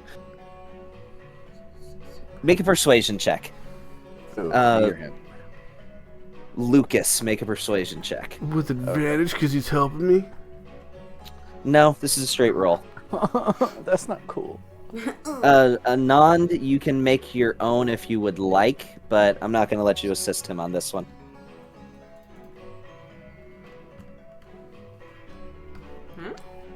I mean, I guess I don't really have to. You give it a go just to give it a go. You never know. It could turn out better. Okay, fine. I'm so tired of hearing this Mickey Mouse in the background. It's killing me. Oh. Yeah. We're some persuasive dudes. On top of that, So, can I make a second roll just to get a vibe on what he's got going on right now? Because can I make an inside check and see what is happening with this dude? So I will say, that was my natural roll. So with bonuses, that would actually raise it above both of you guys' persuasion checks. Nice. Hold on. Oh, that's kind of lame, though, isn't it? Let me see. But yes, you may make an insight check if you would like, Lucas. Oh yeah, for sure. Oh, I do not have much for insight anymore. I thought it was high. No, that was back in the old days of campaign 1. Okay, now you know what I'm gonna do? What's that? I'm gonna chrono shift and force him to re-roll his persuasion check. You've already used both of your kernel shifts. No. No. Womp. Yes. Have I? 'Cause in the vampire fight, you had already used one earlier when you were back in town, and during the vampire fight, I thought you only got one, but you looked it up and found that you indeed cool, do get it's cool, two it's of cool, them it's per cool. day. Have I not Cool. made a? We haven't had a sleep. Let's let this play out. Let it play out. Fine. I want to see where this Okay. goes. Alrighty. And as far as your insight check, these agents go through indoctrination and training to intentionally make themselves hard to read. He's uncrackable. For all you know, he could be being completely honest, but if an agent of the Shield lies to you, you would probably never know that either. Or agent of the Crown, agent of the Shield. I was gonna say agent Marvel. of Shield. Marvel. Agent of the Crown. Sick. But what he is saying is truthful, that they are honor-bound to stay true to what they tell common citizens. Right. So what's the deal? What's he doing? He's waiting for Anand to get in the car. Look, man, I'm going to be honest. You see how this is going to play out. Do you want us to go anywhere or do you not? If you want this to happen, I suggest you just let me join him and just go along with whatever it is Anand wants to earn his trust. And I cast suggestion. You're trying to suggest an agent. I'm also going to make it so that he doesn't realize I'm casting a spell because he is one. So I'm going to go ahead and make this a subtle spell. Subtle spell. Yeah, baby.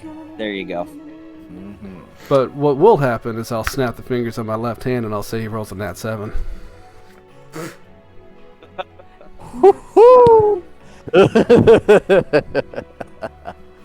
He looks at you and says, "Very well," as he just sort of gestures his head to the back seat, telling you to get in. I will also lead into a nod and say, "That is one of the last tricks I have in my sleeve after the fight. Don't expect much from me going forward." Yeah. No, it's okay. I've got fireballs if we have any more problems. Let's go. You get in the car and he drives off. As soon as the car starts rolling, he just starts talking. Almost like, yeah, he's talking to you, but also kind of like he just wants you to hear what he's saying.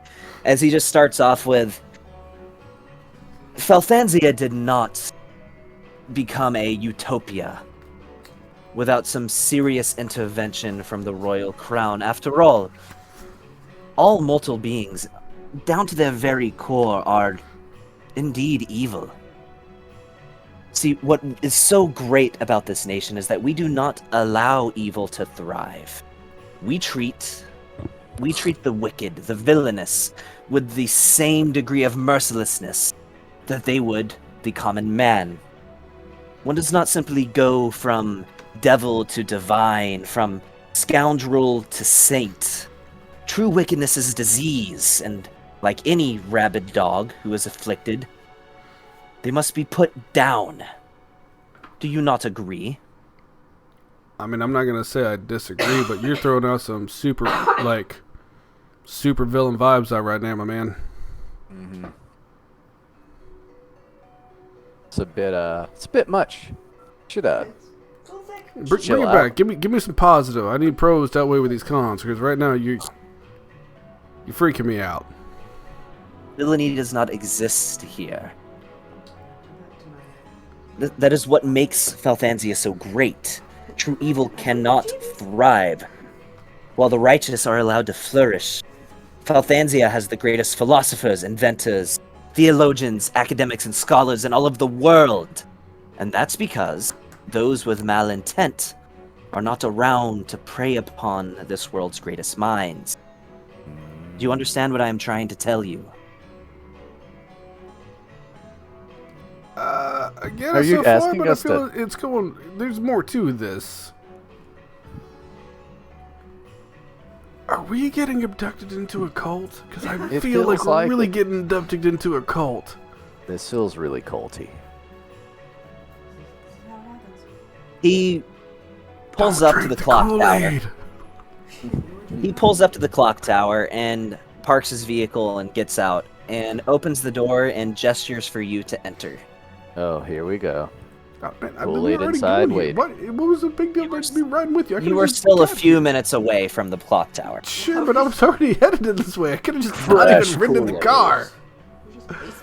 I could have beat y'all here. All right, yeah, sure, we get out. Well, they didn't know. He didn't. Oh, yeah. To be fair, he didn't know. I'm just saying.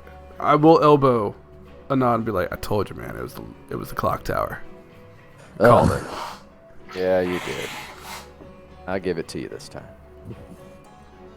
He gestures to one of the back rooms and opens the door.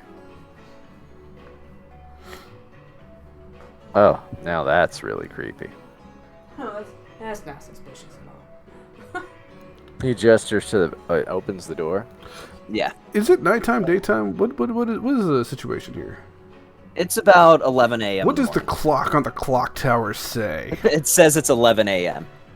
Can I use my my adventurer's wand, just to wave it, detect, and see if there's a trap?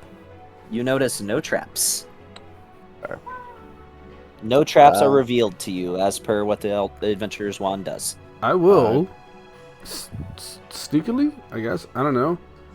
Sneakishly, I will reach into my bag and drop a pinch of vampire dust in case someone needs to track us down here later, because this is fucking super suspicious. This is extremely suspicious. Don't be suspicious. No. Don't be suspicious. So now I only have 11 pinches of vampire dust. Okay. So he walks into the back room, and I assume you follow him, and he holds out both of his hands to you and says, "First, I feel as though I must congratulate you." Looking like he's trying to shake both of your hands at the same time. Okay. Hang on one second. Are the hands like turned out weird? No. No. He's just looks like he wants to shake your hand. My mage hand appears and shakes his. I will like be reaching for his hand, and I'll see him do that, and be like, "Oh, actually, yeah, we'll do that." Mage hand, and I'll also mage hand shake his hand. And at the moment that you conjure your mage hand, he just looks at both of you and says, "You had to make this difficult." As he activates his magical ambush, I need both of you to make wisdom saving throws with disadvantage. At magical ambush? Is he casting a spell? Probably. Counter spell. He's going to activate counterspell. Oh my god. And actually, you're surprised, so you can't take a reaction when you're surprised. How am I surprised if I was already expecting him to do something? Yeah, we're like shady? super suspicious of this guy. It wasn't like he brought us into a He false didn't sense get of the jump on confidence. me. All right, I'll allow it, but he's just going to counterspell your counters. He's gonna counterspell my individual counterspell. Yes. Wow. Wisdom saving throws with disadvantage. Oh man, this is not good. Lucas, why don't you have a counterspell? Because I'm a multi-class. I don't have all those high spells. What does it mean if I have a gold star beside it? I'm Means you're proficient. but I don't have I don't. Okay. Oh, with the nat 1. Yeah, baby. I got a 22 on the first one, and a 13 on the second one. That is a failure. So when he holds his glove up, and you just hear him shout the word pain. When suddenly you simultaneously find yourselves unable to move, and you drop to the ground racked with agonizing pain. Is that power word pain? Combined with something else. It's a homebrew thing that I gave to the Okay. agents. But he walks over to you and says, "You know, I am an ally to your people," as he is just shouting this into your face. "In fact, true superiority does not come from one's race. It comes from a combination of your beliefs, your contributions, and your power. Certain people with certain ideologies do not deserve the right to exist. That is what is paramount in Falthansia. And I was going to do you a favor, but you had to undermine me. Seriously? Burning a building? Do you have any idea what sort of shitstorm you have caused to brew that now I have to cover up? After all, a simple mortar falls and hits somebody on the head. That is an accident. Oh, but that person's building was set on fire that very same morning. Well, now that warrants an investigation. I was going to do you a favor. I did do you a favor. And you have to go behind me and try to exhibit your own justice. Rest assured, here, justice will always prevail. You do not have to seek it out for yourself. That is what makes this country truly great. Now, you are still racked with pain, finding yourselves unable to speak. He says, I do Can I at hope least get like a few words out? you can get a few words out. Told you it was a cult. Yeah. You can't take like a bonus action. Can't do anything. No, you can't, because you're also, there was also a hold person mixed in there, too. Has nothing to do with bonus action. Well, yeah, it does. Yeah, it does. He looks and says, that pain should be wearing off shortly. Now, I encourage you to stow your anger for this. Were this any other agent, you would no longer be breathing, or you would, at the very least, be imprisoned. I am doing you a favor here, but the message must stand. That you must conduct yourselves in a civil manner while you are here. That woman has been dealt with. People with such prejudices, well, they have no place. They have no worth. They contribute nothing, and thus they must be eliminated. Can I? I'm sorry. I see you have a whole plan here going on, and I don't want to stop you from monologuing. But might I contribute before you blast my fucking brainwaves again? What? So, I've been around some schemers and some people that have made some plans. To make it easy for yourself, why not just use me? I saved her from the burning building. I was a hero. I kind of tried to help a nod out with that, but no one suspects me of doing anything. And here I am that I was just looking into the woman that had her head blown out after I already saved her earlier today. So it makes it easy. If I say everything was in the clear, then there's no investigation. Why would anybody question the guy that saved her life the first time around?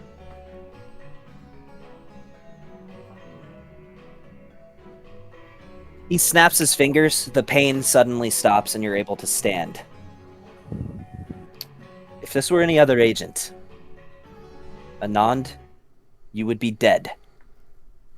The entire point of this was to send a message, because I truly do care for your people. The reason I have not decided to kill you is because I consider your past, everything that you must have endured that could have possibly influenced your actions that led to that very moment. I believe that earns you a bit of mercy. But never do anything like that again, especially not in my city. And if you have any encounters in the future with any other agents over anything like that stunt that you pulled, I can promise you nothing but either bars or death awaits you. I hope by performing this act today and sending this message, I have saved your life down the line. And what is your name? What is your name? My name is Valoran Jarkivus, Agent of the Crown. Now get out of my sight. As he walks out of the building and storms off. Thanks for having us. Hey, Lucas. Yeah. You got a knife on you? I don't have a knife, but I happen to have all these vampire steaks that I made. Are they really sharp? Oh yeah. I got a Can I belt borrow on. one? Just real quick. Yeah. I just like take out like 3 and hold them for him to take whichever one he wants. Really? Okay. Gonna pull up the sleeve on my left arm. I'm gonna carve that guy's name into my arm. Oh man, it's so edgelord. I love it. Okay. It leaves splinters as you do so. Yes, I'm sure it does. I needed something sharp. Yeah. He will die. Maybe not now. He is going to die, and I will not forget this humiliation. Is his car still outside? No. Darn. Okay. You take 1 piercing damage. Can you spell Valrin Drag Harvest again? It's actually, his description is in NPC description channel, but I can post it in the general if you would like. No, that's fine. As long as it's in the NPC description channel, I can get it. Okay. I know you made that channel just for me. So, question. What's this? Like, we came to the back of the clock tower. Is there, like, a room back here, or are we just literally standing behind the back of the building? It's a storage room. There's ropes and empty barrels. Is there anything... I know he uses wand to do the whole trap thing or whatnot. Like, is there any secret doors or something like here that pinged? No. All in all, it's an ordinary clock tower. Oh my god, this is like his rape room. He was the trap. Yeah. I mean, to be fair, he did say he wasn't gonna kill you, but he never said anything they're gonna torture you.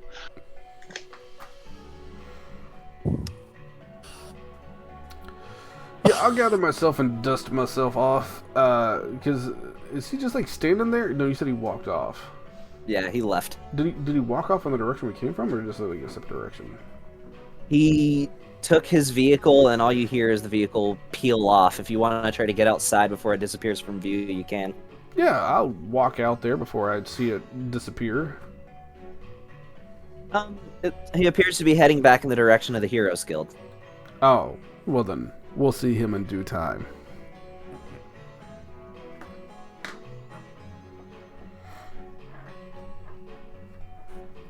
Anyway, I will turn to Anad as he's carving his arm out like a Thanksgiving turkey. So, what was that about?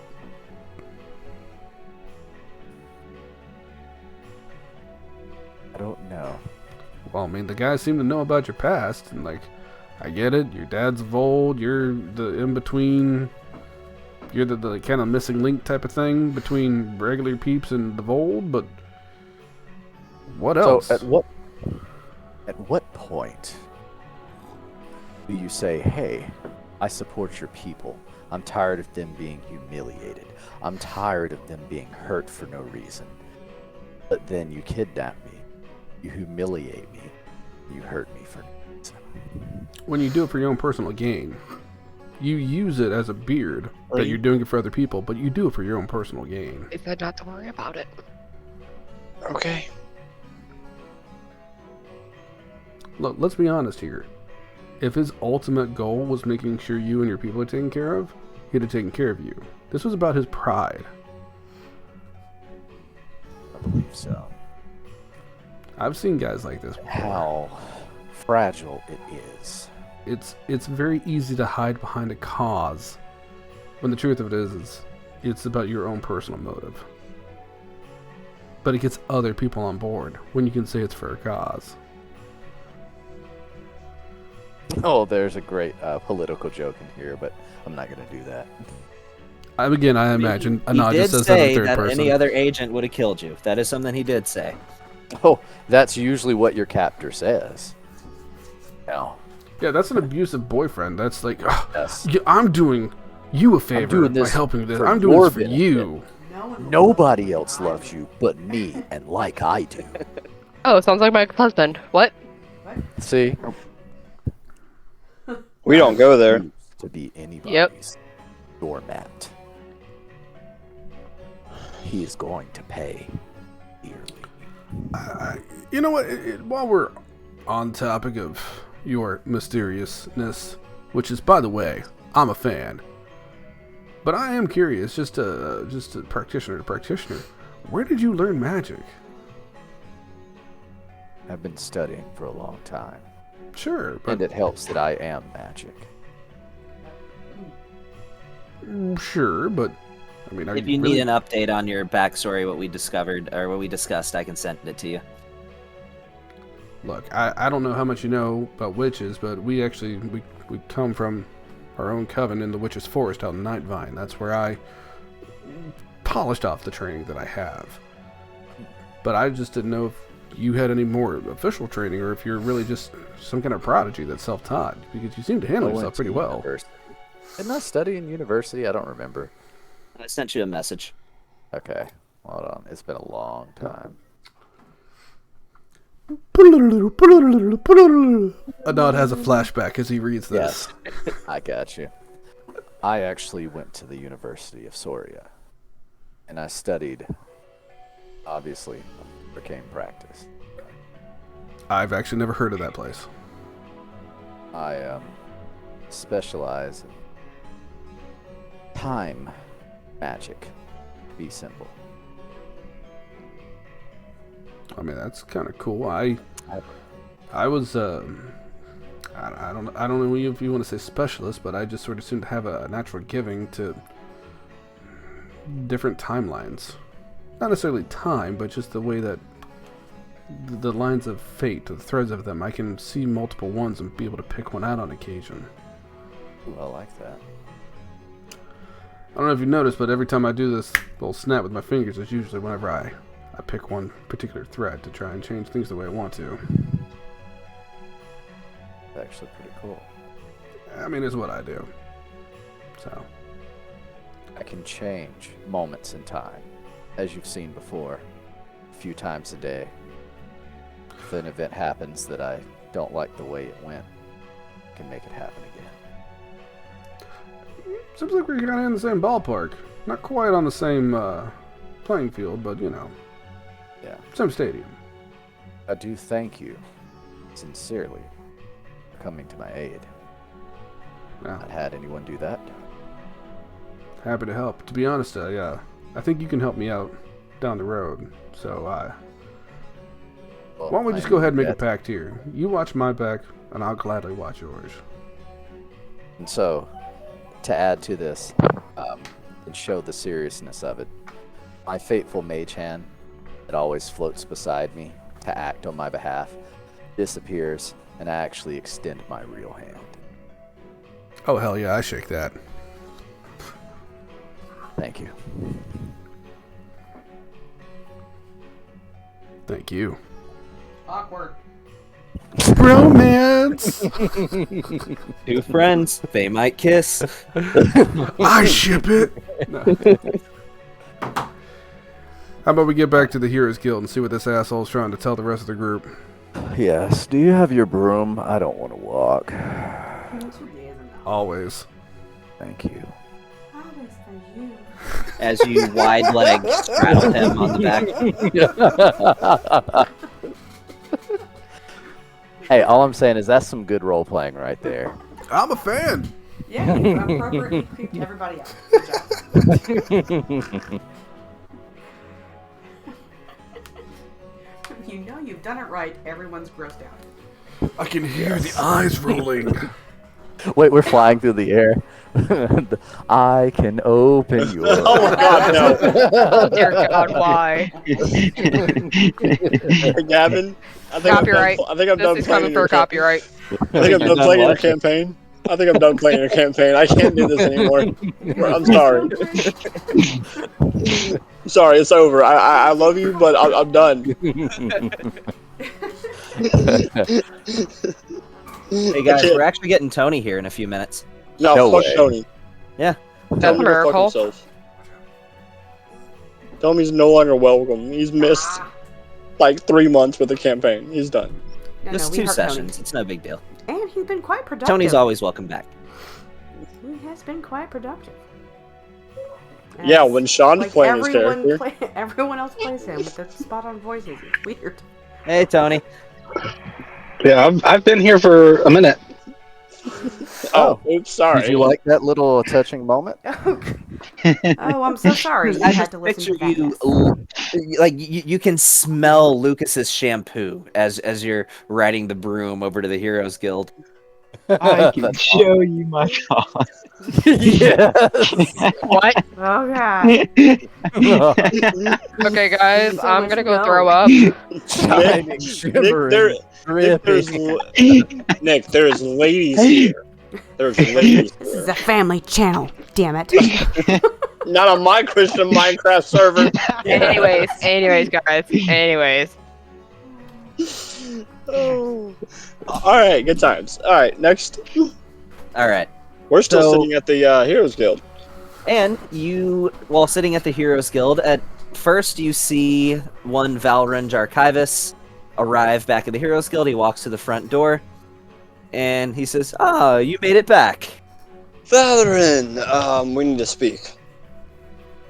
Of course, though I do believe your other party members will be back here soon. I prefer I to, don't to care. talk to the rest of you in a group. I'd rather talk to you now. Well, what did you have on your mind? Listen. Speak frank and don't bullshit me. Were you involved in the lady's head exploding with a brick? Whatever do you mean? My point exactly.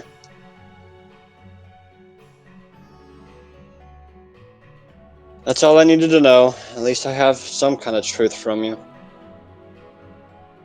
Yes, that was a very unfortunate incident. Oh yes, very unfortunate. The No gods one are could have looking seen it into coming. it. Ah, of course they are. I'm not sure what you're implying. Anyways, there's a new lady at my ship. So I just wanted to make sure you understood that she was there and that there should be no problems with her as well.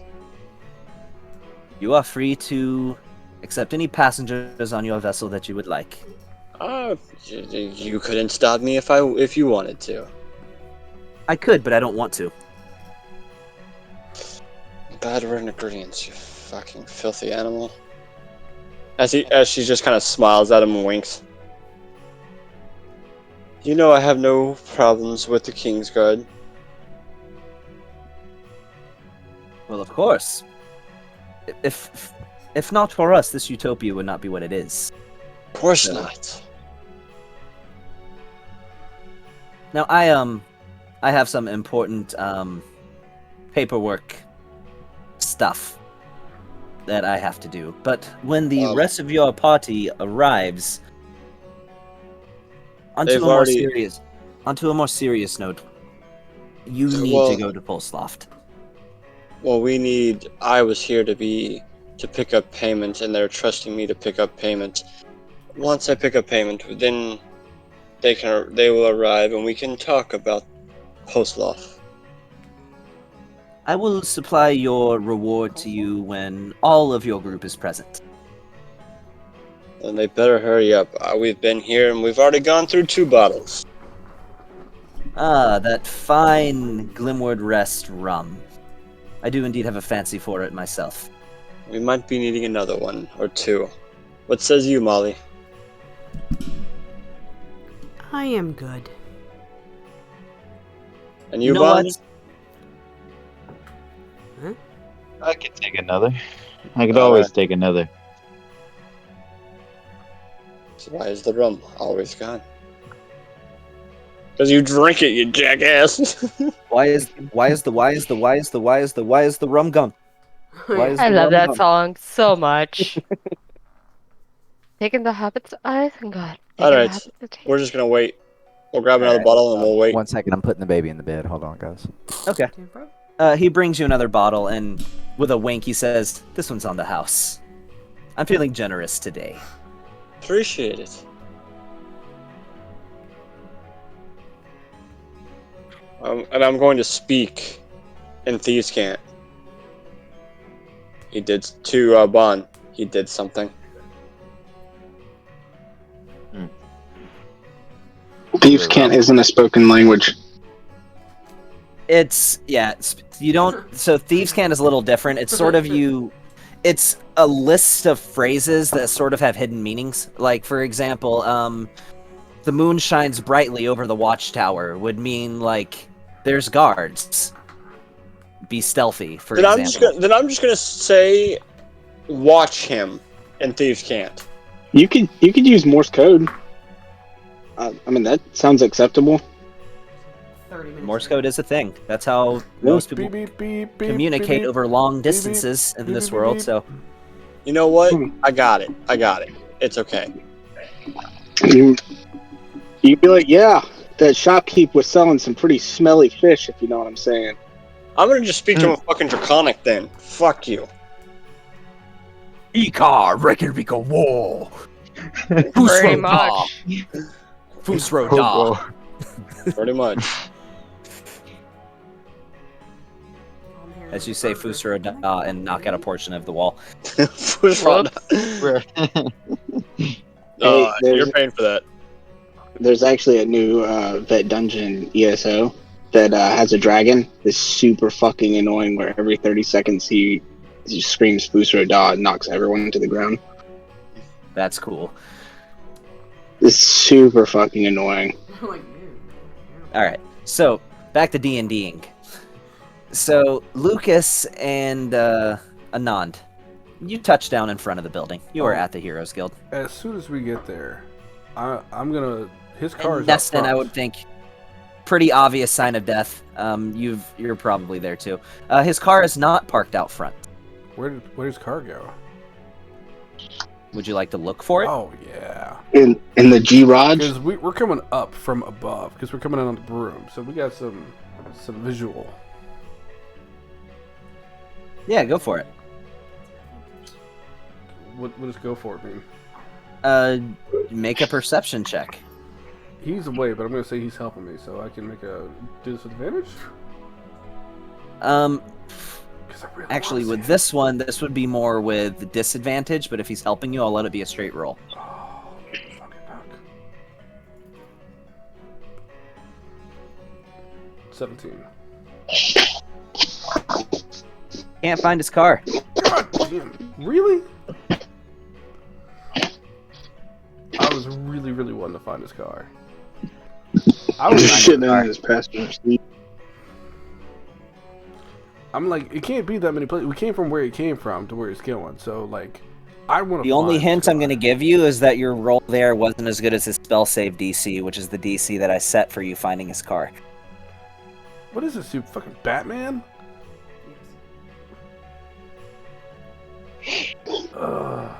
Fine, so be it. I don't want to spend too long looking for his car, but I was going to spend a minute looking for his car. It's going to be some fun with him. But fine. Alright, so you enter. Something with them. Yeah. We'll go ahead and join in. I don't want to type to you too long with that. Okay. So, acting like nothing just happened, he looks at both you and Anand and says, "Ah, the rest of you. It is good to see you. Anand, you're looking a little wounded from that mission. Perhaps you should see a physician, get some medical treatment."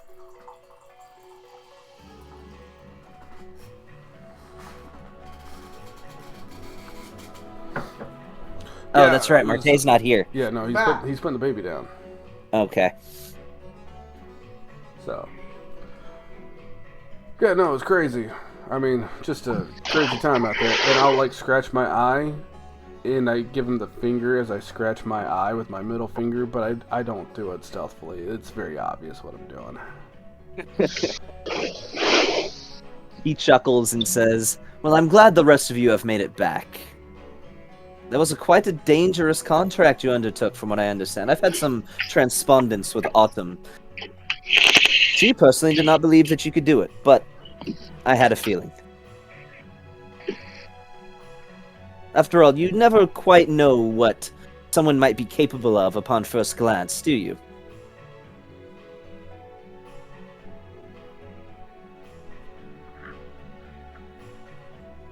And it was. No, I on don't to believe you do.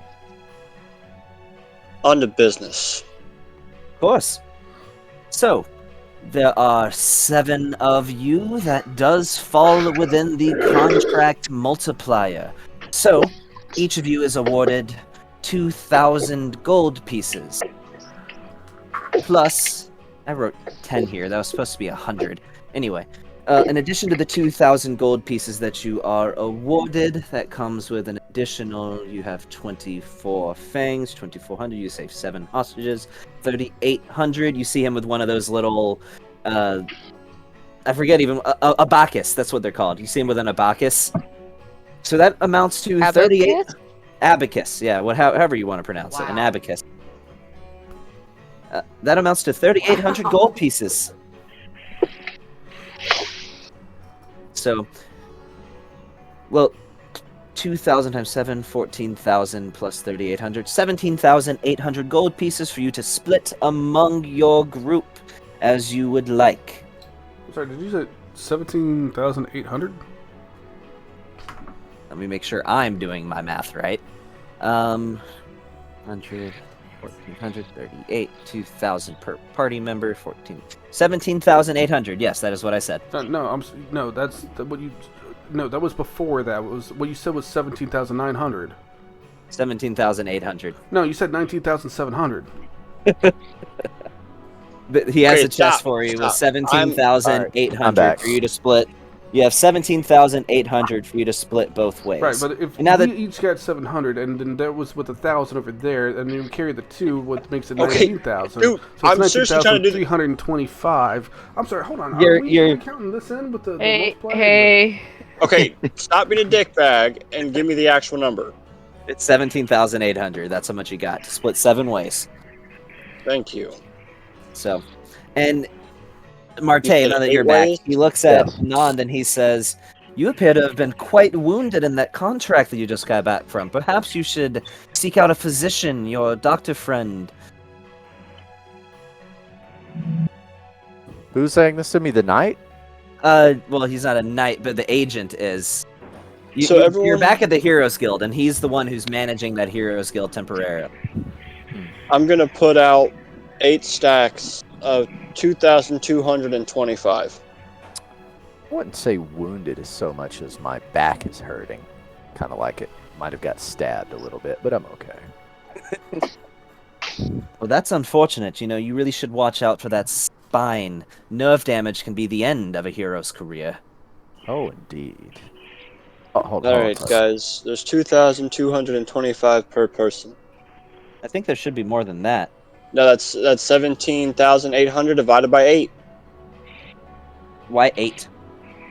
That's what you told me to do. No, it's divided by 7. Oh, hold on. I got this. Are you sure about that? But isn't there a group fund for the ship? Yeah, there's a That group would one make for the 8. ship, so that would make 8. So yeah, 2,225. Oh, okay, gotcha. However, that is not up to me to do. That is That's up a to you good point. guys to distribute. So So 2,225 All right, per I'm person. trusting you to put that into the group fund. I'm just getting my personals. Yeah, I'll put the 2,225 into the group fund. make sure you write it down 2,000. somewhere. If you don't, you don't have it. So how much money do I have? 2,225. Yes.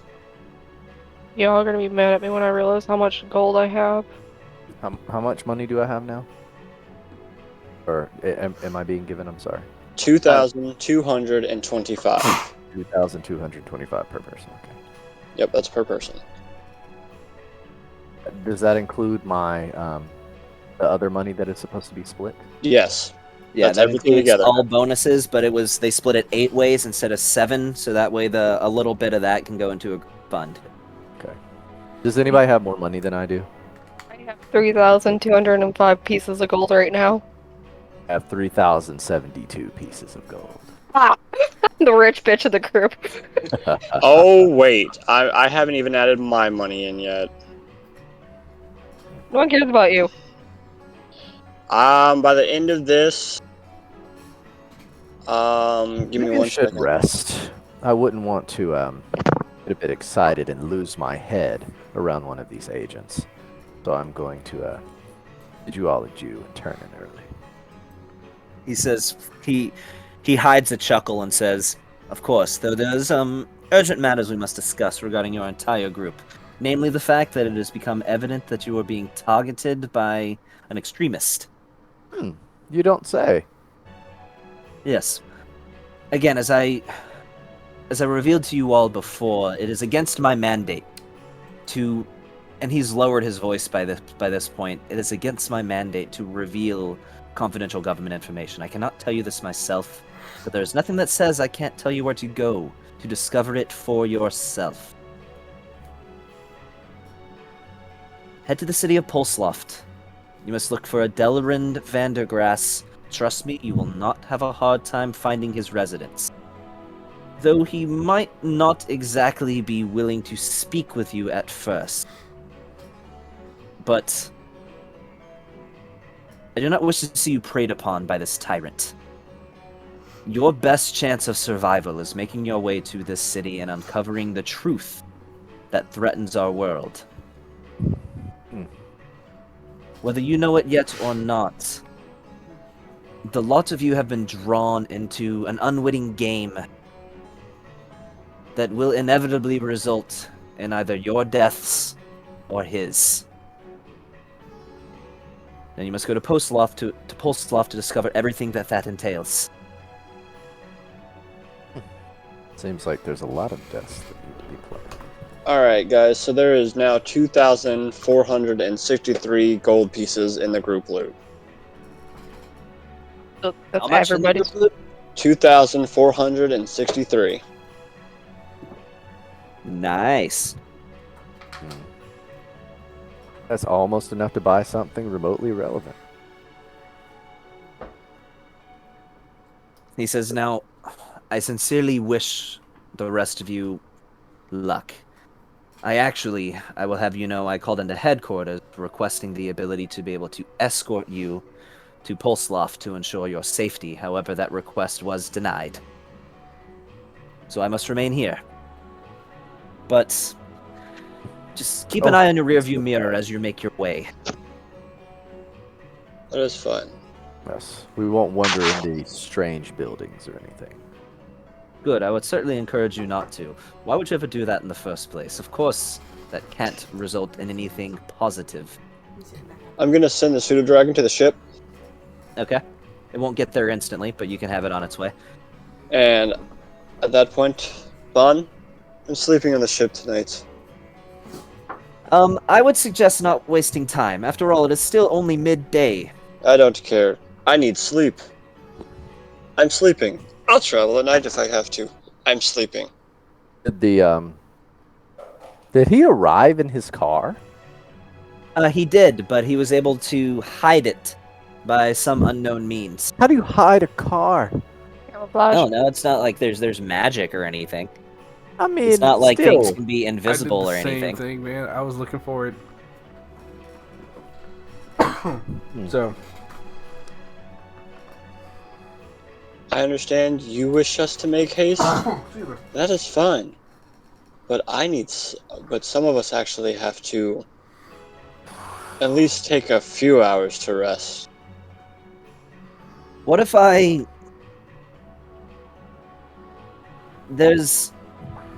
recently, in the fact this is a brand new product, the makers of Vita Cola have started selling a tincture, a liquor that has somewhat restorative properties comparable to a healing potion.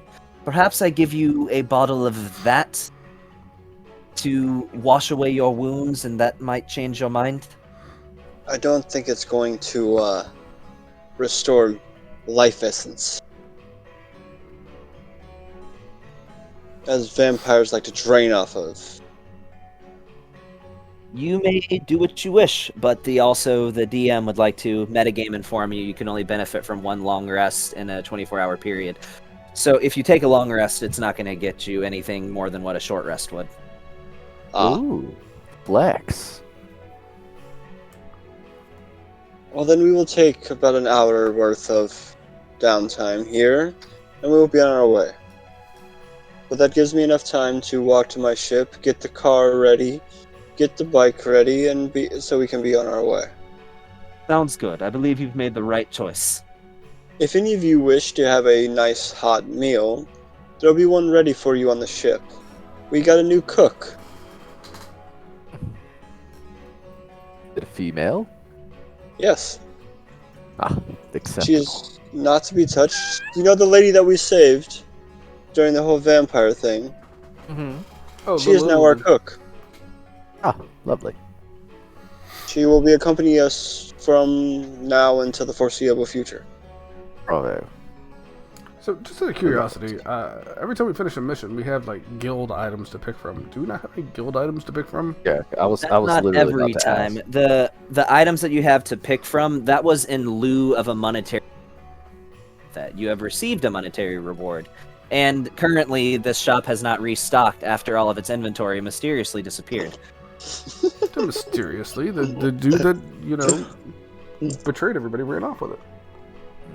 And at that point, I'm gonna tap Bond on the shoulder. I'm going to the ship. There's food there,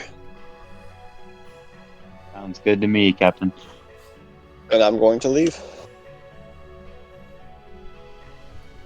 Anand And- and Lucas, if you could just give me one more moment. Oh God. No. Just I no. would- Anon, would you like a nice hot meal? Yes, We have to I go pick up would. Flora anyways. Thank you. I'm Molly, sitting- you're welcome to join us. Come on. He just says, well, then just suffice it to say, Anand, if there's any other people with strange ideologies that you come upon, please do not hesitate to send me a message. And he emphasizes the word message, like he's referring to a spell. I will make sure they are dealt with. I just look at it blankly, and then turn around and proceed towards the food. Okay. So you arrive back at the ship and immediately one just... quick thing. What's up? As I step out the door, I'll just give a low-key whistle, and all of a sudden, out of my shadow, you'll just see a one-eyed cat step off to the side and set up on a perch outside the tavern. Okay. And then I'll make my way. Just leaving it at the tavern? Making my way downtown, walking. Walking fast. He's got Spaces instructions. passed, and I'm homebound. Yo ass didn't get shot. Blah, blah, blah, blah, blah, blah, blah. What is up with all the song parodies today? What the fuck? But as it goes, I'll put my hand on a Nod's shoulder. Whew. A drink might have hit me. I'm going to steady myself on you if you don't mind. And as I walk with a nod, I don't see anything because I'm looking through Mr. Pipple's eyes. Gotcha. So, guys, we're going to go ahead and take a quick 2-minute just because I've had several beers. So, if anybody needs to go to the restroom, refill your drink, grab a snack, now's the time. Oh man, I Yep. might get to take a break for myself. Lord. So, Do we it, will meet back in... I'll probably be back in 2 minutes, but let's say everybody try to be back by like 9:40. Okay. All right. This is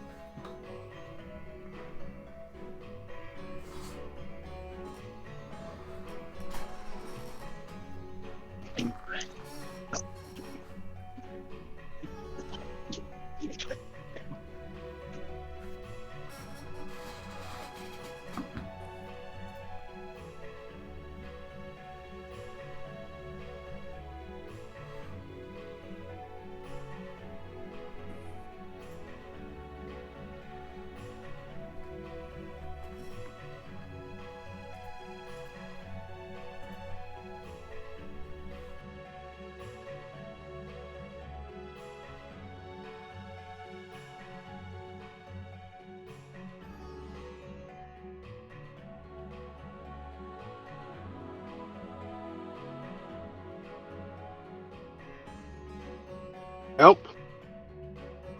Did everybody dip? I'm still here. Oh, nice. Oh, I thought you left, man. No, I've been here. I'm at work, but my machine is down. We kind of ran out of paper, and yeah, so and I picked up this night because I completely forgot about D&D. I thought D&D was on Wednesday, and I was talking to my boss the other day, and he was like, "Yo, can you pick up Monday?" And I was like, "Yeah, sure." So I get here, and they're like, "We don't have any paper," and I was like, "Dope." They're like, "You can leave if you want to." I was like, "Do I still get paid?" And they're like, "No." And I was like, "Then no, I'm not leaving. I'll be around." Wait, you'll be around? Damn. I thought we were gonna get rid of your ass. I was talking about work. Told my boss I'll be around.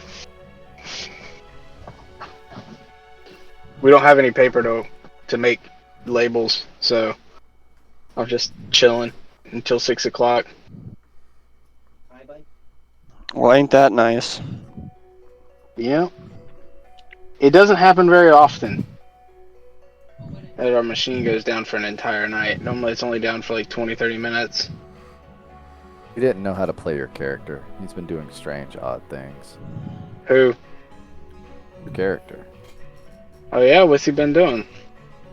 He's actually been helping the party Yeah. for once. He stood randomly in a street after seeing someone that was decapitated. We didn't really know how to narrate it, so he was just like, "Whoa!"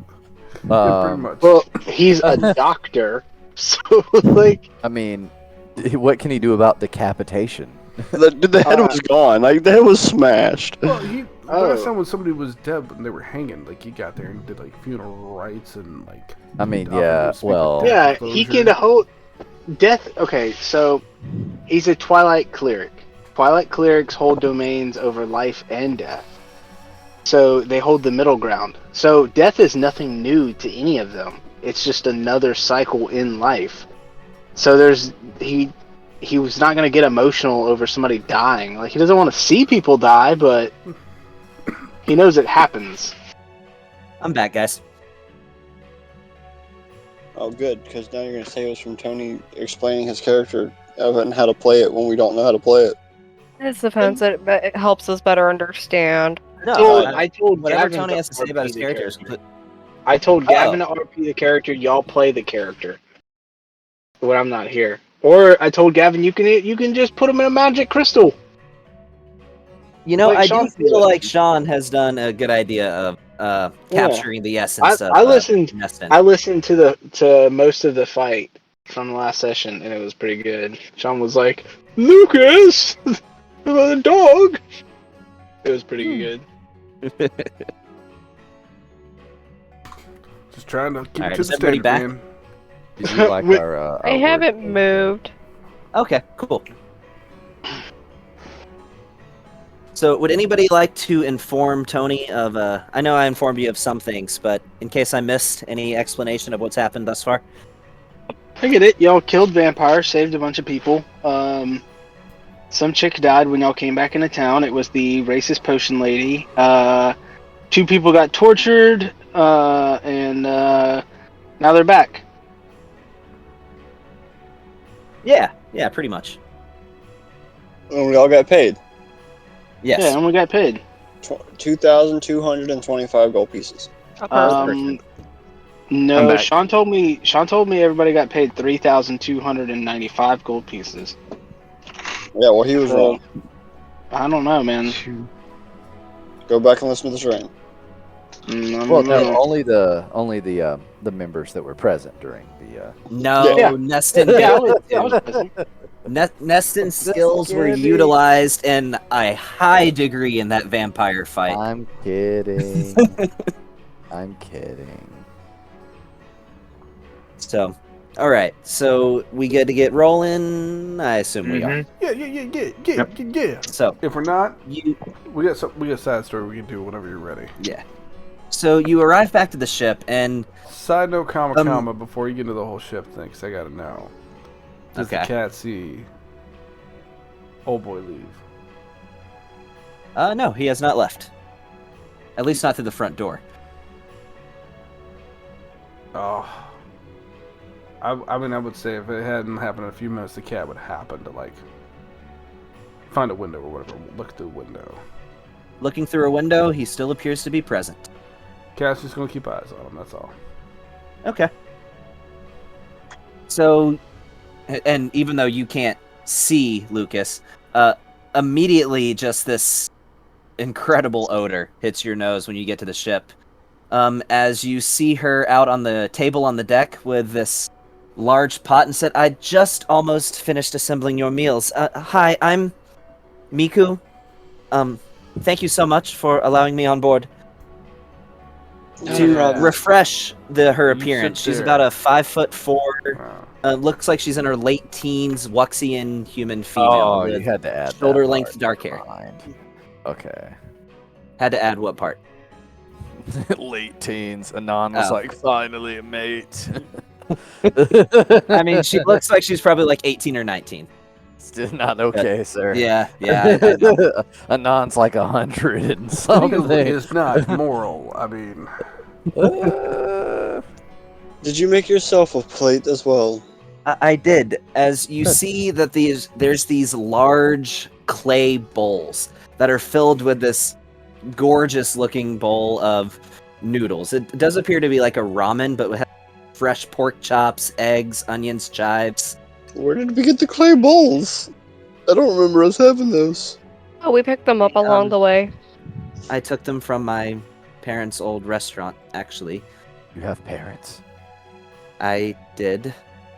Oh. Where'd they go? We're not getting into that. Just We're kidding. here for a glorious meal with the entire crew. Is Jason about, or is he off tinkering like he always is? He'll be around. Good.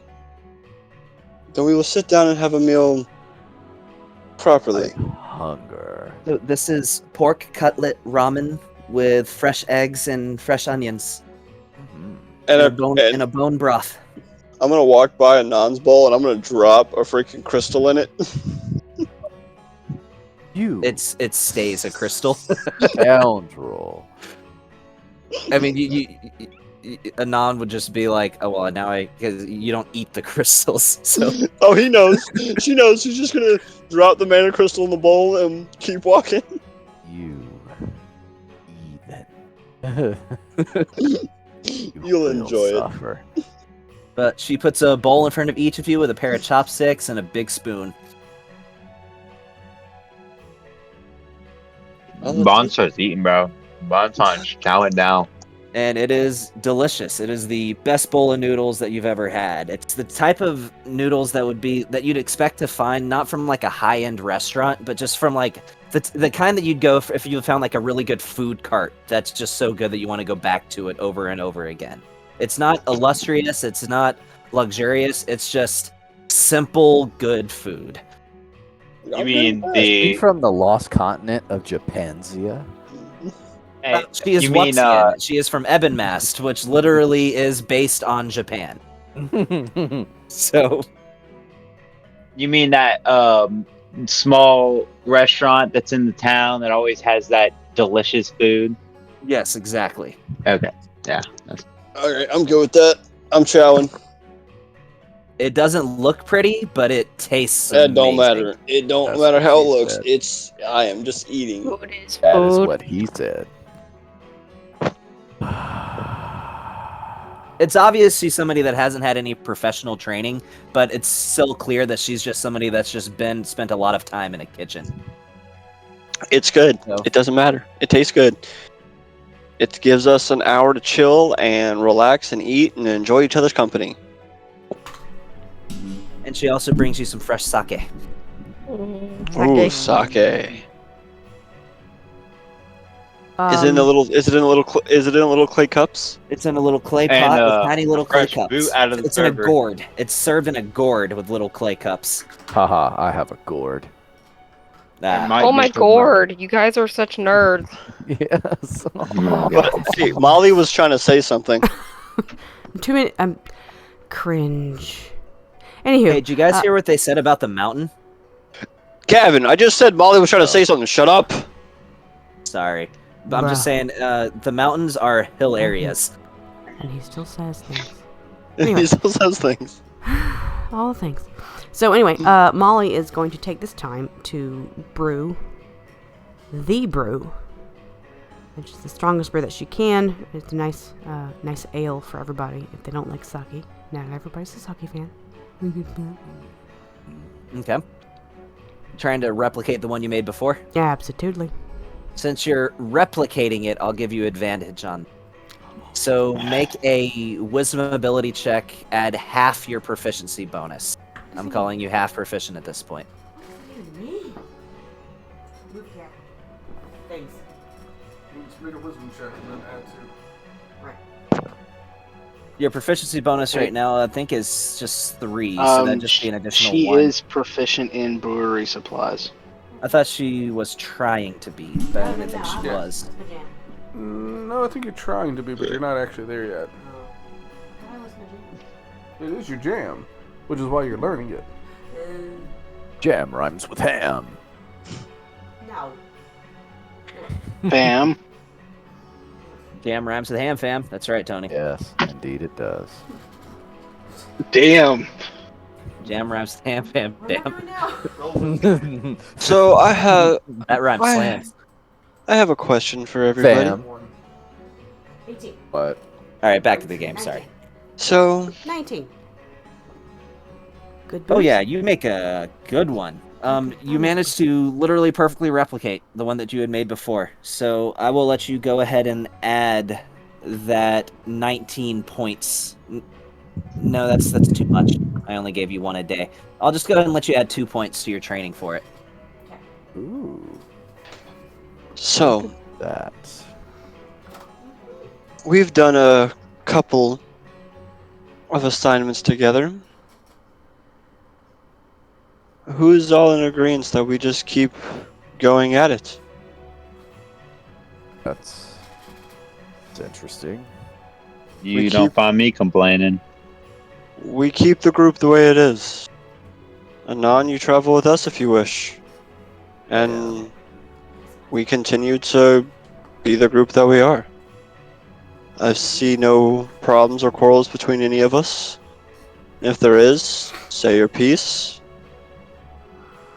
Bring a piece. I think we Plenty of those. should be a mighty fine group. Maybe the best this world's ever seen. Or at least we'll die trying.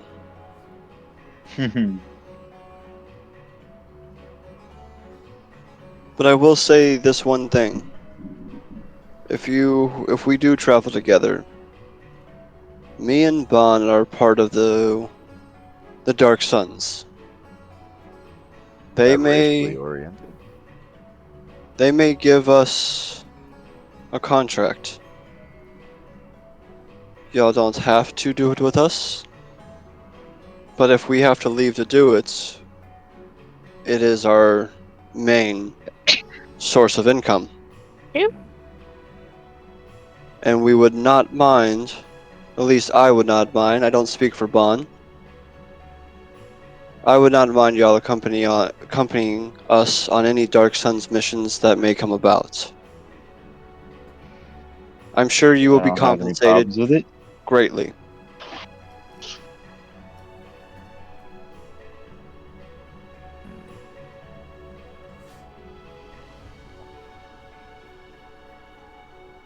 Is anyone opposed? I, Raven to the end. Says Molly. Wonderful. So you're able to consume your meal. Did anybody else have anything before we fast forward an hour? Yeah, I would like to just say, Lucas, after he finishes that speech, is just like drooling soup and porridge on himself as Molly's feeding him, and his eyes are like all opaque and blanked out. He's still looking through the cat's eyes. And he's just like, is everyone on board with this? And you just hear Lucas say, "Where's your fucking car? Go to your fucking car already!"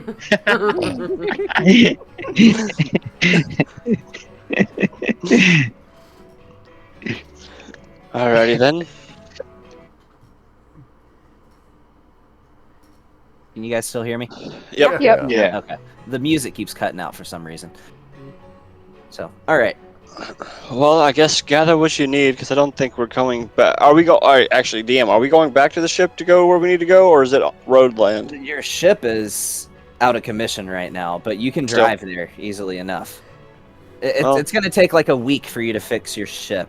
As of right now, the current date is the 11th, so your ship won't be good to go until the 18th. Oh no, it's not the 11th, it's the 20th. I was looking at the wrong thing. So your ship won't be good to go until the 27th. So you got a week that you're stuck in Falthansia. Well, we've already been there for a day. This Since- happened this morning, is when your ship broke. That's right. Okay, well, since the ship's out of commission, well, I guess we'll be taking vehicles. I'll get to the bike, and the car's already should be ready to go, and we'll head off. Dibs on the tailgate. Yes, Molly, you have the tailgate. It's all yours. Yay, tailgate.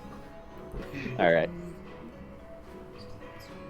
All right, I guess we can fast forward an hour. All right. So you're in the car, and Oh, hold on. Has this dude still not left the bar? his job is literally to be there right now. Unless there's some, like, city-shattering event that happens, he doesn't have anywhere he has to be. Oh, I didn't realize all that now. Conveniently. Okay. He's an agent of the crown. Their only mandate is to preserve the utopia by any means. That is Once their I- mandate. Once I catch that and get an understanding of that, then yeah, I would come back out Okay. of Mr. Pibble's eyes. But Mr. Pibbles has a mission to let me know when he's leaving the bar. He doesn't have a reason to leave. His job right now is I to got you, manage but that bar. That's where Mr. Pibbles is, and if that's the case, that's the case. So be it. But he's Yeah. just watching. Might not be anything that comes of that, but I'm just saying. All right. So am I safe to assume you guys are departing Glimward Rest? Yeah. Yes. All right, it's about 12:30 in the afternoon. You're looking at probably a 16-hour drive, something like that. So you're probably going to have to stop somewhere. But something that is actually commonplace throughout the world is that there are, they're called Heroes Respites is what they're called, or a Heroes Refuge, either one, which are just sort of campgrounds that are reserved for heroes that sort of just give people who are on the road between cities that are part of the Heroes Guild a place to stop. You would imagine you'd probably be able to find one of those. All right. If we're going to be on the road for a while, can I read my book? Or read a book? Oh, absolutely. I would like to. You know what books I'm reading. Oh, yeah. Yeah. So, actually, about that, Yeah. if you want to look at your inventory, I actually wrote the books for you. Yeah, you told me about that. Yep. So if you wanna- disgusting.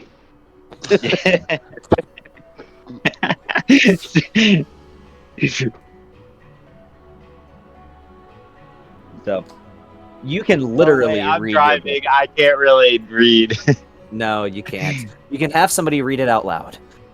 Nope. Oh, yeah. Actually, can I go back and say I didn't take the bike and me and Nickel just swapped driving so we don't have to stop? Sure. If, I could always you can read fit- aloud from the back in like a weird third grader. Can Molly Yeah. read? Molly. I would need help with some words. Okay. Okay. Like her Yeah, I'm just gonna say that. bosom heaved. Yeah, that's the equivalent of what my reading skills are. Yeah, I'm just It would gonna be extra say awkward, but I can do it. I'm just gonna say I'm not gonna take the bike, so that way me and Bond can switch off driving. He can catch some rest. I can drive. I can rest. He can drive. So that way we just don't stop. So he can read Volume 1, Cold-Blooded Hot Encounters. And so I knock him out so he can sleep. Fucking gross. Put that book Hate it. So that way we can make the entire 18-hour drive and just keep going. All right. So you're not going to stop at like one of these rest stops or whatever. No, we're just gonna keep going. Why do we need to stop if we got two drivers? Okay. Sorry for pee breaks. Gas? Yeah, I mean, you do need gas. That would be one thing. Cool, we can stop, fill up, and leave. Yeah, as far as resting, we won't need to, but stopping to fuel up and stuff, sure. I Stopping would to fill say up it and would pee. probably be difficult to get an effective long rest all crammed in a car. Shit, have you seen how? No, Yeah. dude, me and Nick can sleep like a motherfucker in a car. Casting large / Car reducing that can myself. fit 7 people filled with 7 people. You heard I what don't know, said. man. You're like a station I've wagon. slept in Humvees before. I'm pretty confident I could sleep in a car. Yeah, man. What did you say, Marte? Said I could just cast reduce on myself, get really small, and then sleep on the dashboard. Yeah, but the Reduced state concentration. The moment I you can pass out, concentrate my sleep. Total concentrating, can't. breathing. Hey, and you got to think, Gavin. I don't sleep. Oh yeah, we all use We meditate. we revere. That's true. we were. I don't have to be comfortable to revere. No, Nope. you don't. All could revere. That was a joke, by the way. So Nick technically only needs 4 hours. Well, Nick needs 8. He's Or only Nick a needs half 8. elf. I only Yeah. need 4, so I'm good to go. All right. I only have to stop driving for 4 hours. By the way, you have all gotten a short rest. If you'd like to roll some hit dice, you can. I'm good. Oh, So- my 5 points. What is that dice? Can I just say the 5 points go away? Okay. Like there's. I mean, you Gavin? can. Yeah, sure. I mean, yeah, we'll just say that. All right, moving on. So, I just You wanted to read guys- the book, man. That kicked that whole thing off. Like you never got the thing. which book are you reading? I have 2, so I will read about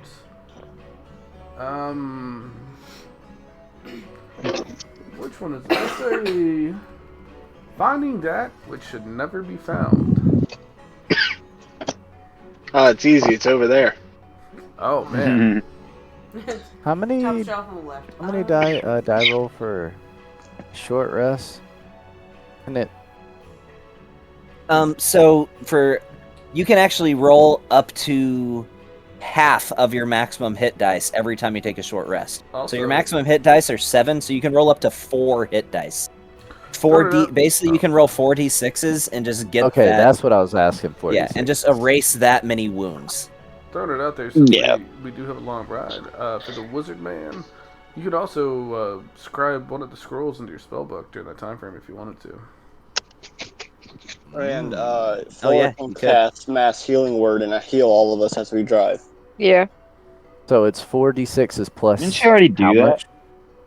It is. She can do it again. I want to say it's Yeah, I know, it's but I'm like- 4d6 plus 4 times your Constitution modifier, If so it'd we're be getting a 46 short plus rest, she 12. probably doesn't need to, because we can just get her hit points up with a short rest, and she can cast that in case we get into a fight again. A 30 points True. healed. So you have no wounds. I have no wounds. Good deal.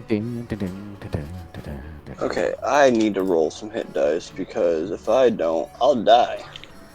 I can switch out some spells. Yes, you can. Oh, that was Preparation creepily H. impressive. I was like, what? What? Precisely. You did what with who for how many cookies?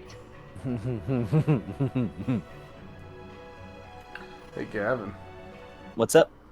I still just want to read this book. If you could just tell me what I find out. Oh, the Finding that's the That book that's- Which Should Never Be Found. I found 2 books Find what? for the reasons that you know why, and this is one Yeah, of Right. them. buddy.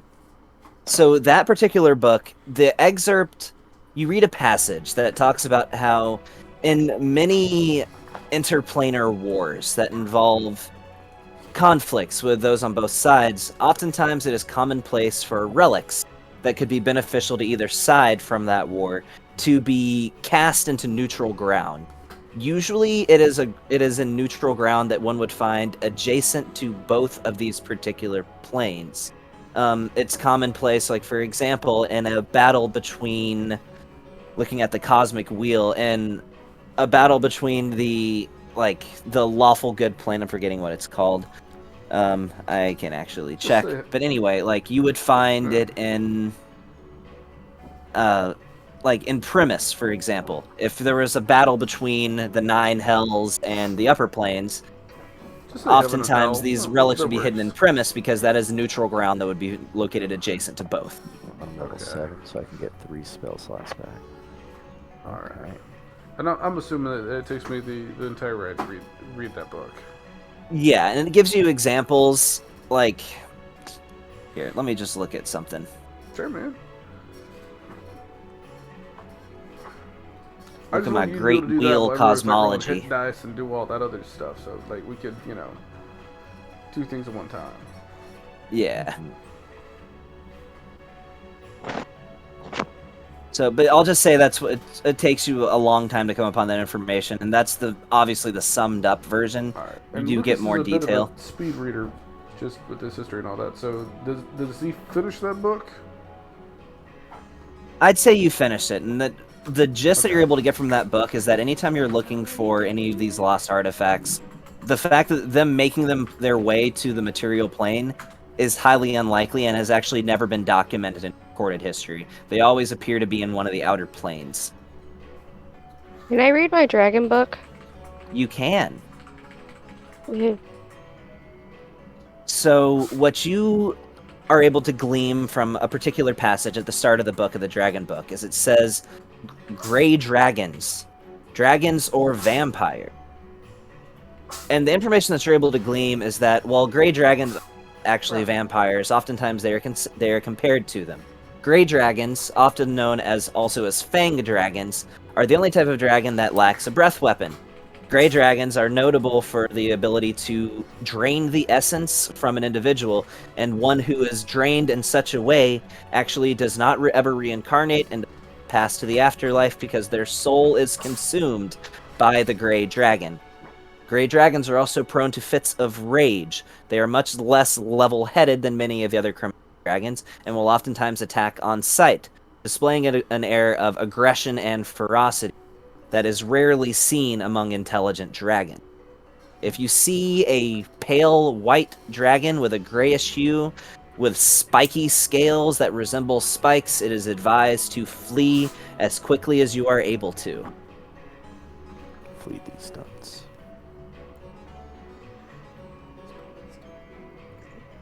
You gave her a lot of information. It's a monster in the DM guide, right? It is actually not. It was in the 3rd and 4th edition Dungeon Master's Guide, but has not been in 5th yet. All right, Just look up Fang Dragons. Okay, I'll go look it up so that way I can type out a page for her. Okay. Because that's a lot of information. The process for even for me, I got lost. Gray dragons, pale, run away. Especially if they have spikes. They all have spikes. All right, They don't have listen, breath weapons. Gray dragons equal vampire dragons. Run. There you go. There we go. And they don't have breath weapons. That's the main thing to note about them. They do not possess breath weapons. I will type something out for you so you can add it into your guide. Gotcha. I appreciate it. I don't think I got any books or anything like that. Let's see. So basically, anytime you read that book, I'll just tell you about a new kind of dragon. Okay. So. Well, I'm actually kind of curious if I have anything. Wait, are you driving or are you in the passenger seat at this point? I'm sure Nick was taking first freaking round, and I only need 4 hours. Yeah, I'll take Bertrand. Okay. So after about 8 hours, you've already left the forest, and you're going through some sort of woodlands. You start approaching what appears to be like a murky swampland. Still very drivable roads, but it's starting to get very wet to the point where you are at, as well as there's flies and mosquitoes and all sorts of insects that you're going to need to wash the car after this with all the bug splats on it. As you're driving, you see a sign on the side of the road that says Shademark Heroes Refuge, 2 miles. How we doing on gas there, bud? You probably need some more. Do we need to fill up? Alright, then let's That's pull good. over. Stop. Flatulate in the tank, please. So you pull over at this Heroes Refuge, and you see there's a couple like food trucks that have been set up. That's pretty common practice for different restaurants. The main one that you see is there's a cart for Baron's Burgers there, and a lot of you are starting to get kind of hungry at this point. It's about, let's say, probably 9 o'clock at night.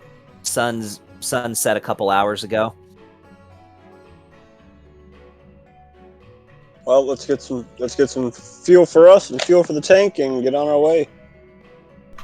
I mean, Yeah, Good so to me. does it have some as road far as snacks? filling up your tank, I'll just say that it'll cost you 4 gold. Can we get to some fill like up the tank. Funyuns and Slim Jims? You can get food from one of the carts. I mean, that's what I'm asking. Lucas wants to go try and find Funyuns and Slim Jims. You do not find Funyuns and Slim Jims. All right then. What you do find, though, is you find... I actually got to look at my notes for this. You do find elations, which are basically onion-flavored chips. That's the closest thing you're going to find Funyuns. I will grab a bunch of those. If you're grabbing... So those are like a silver piece a bag. I'm gonna grab a bunch of road trip snacks because we're on a road trip. Okay. They've also got some, you see some cans of, so it's called DBIM, but it's basically spam. Stands for Dabison Brand Iridescent Meats. And it's just... I don't know what kind Iridescent of road meat. trips you go on. The people Not I sure know that's don't the take greatest. spam on It's- road it's- trips. It's just Iridescent meats. cubes of processed meat that magically glows. Wow. I'll take 2, please. Oh my god. Andy? Nested. She wants peach rings, He drink? peach ring candies. Okay, those are pretty good. I'm not gonna lie. So they Hey. also got some Can we squidless learn shrimp chips, Pichos. and they've got some Smash'ems, which are fruit flavored candies. Yeah, I'll take a couple of those. I'm just gonna buy a whole barrage of a variety of snacks to throw in everything, there. you Like say. it's like I'm gonna get like a whole big bag. There's some Garen Mills beef It's like if jerky. you walked into a gas station with $40 and a need to spend all $40. Like Make that's how sure- much stuff I would buy. If here. you walk into a Sounds like us. Texaco with $40, you can't do that with beef. So you also find some Vita Cola, which is it's literally cola, but it's brewed alchemically, but it just tastes like cola. got It's just cocaine in supposed to be supposedly nutritious, but it's Coke. It's literally just Coke.